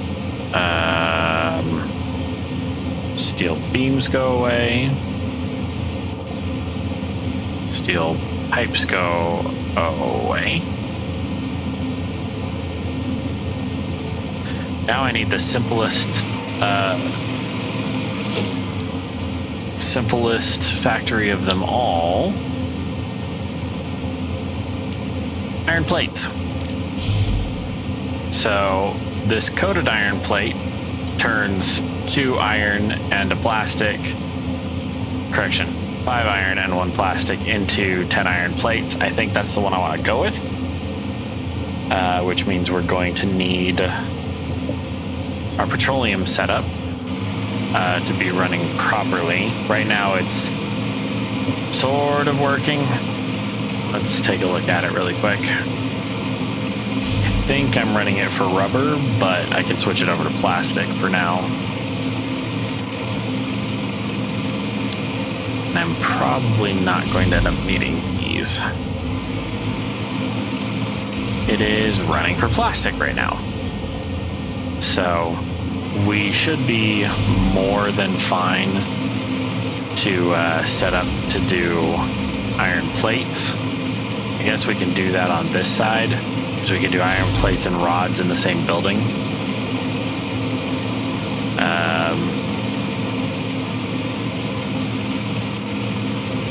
I've got ideas.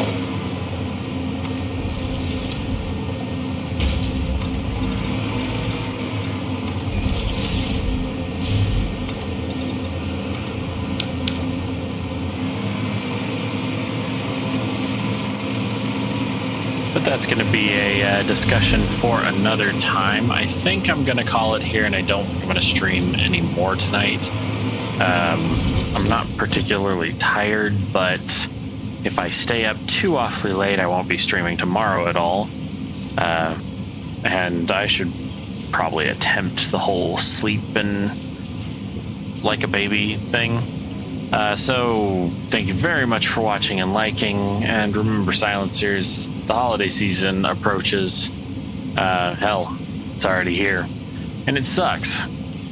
But if you've made it this far in the year, I'm proud of you, and that in and of itself is a praiseworthy accomplishment, that you've made it this far, even if all you did was nothing to make it this far.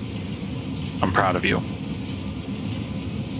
So thank you very much for watching and liking, and may the Arc Force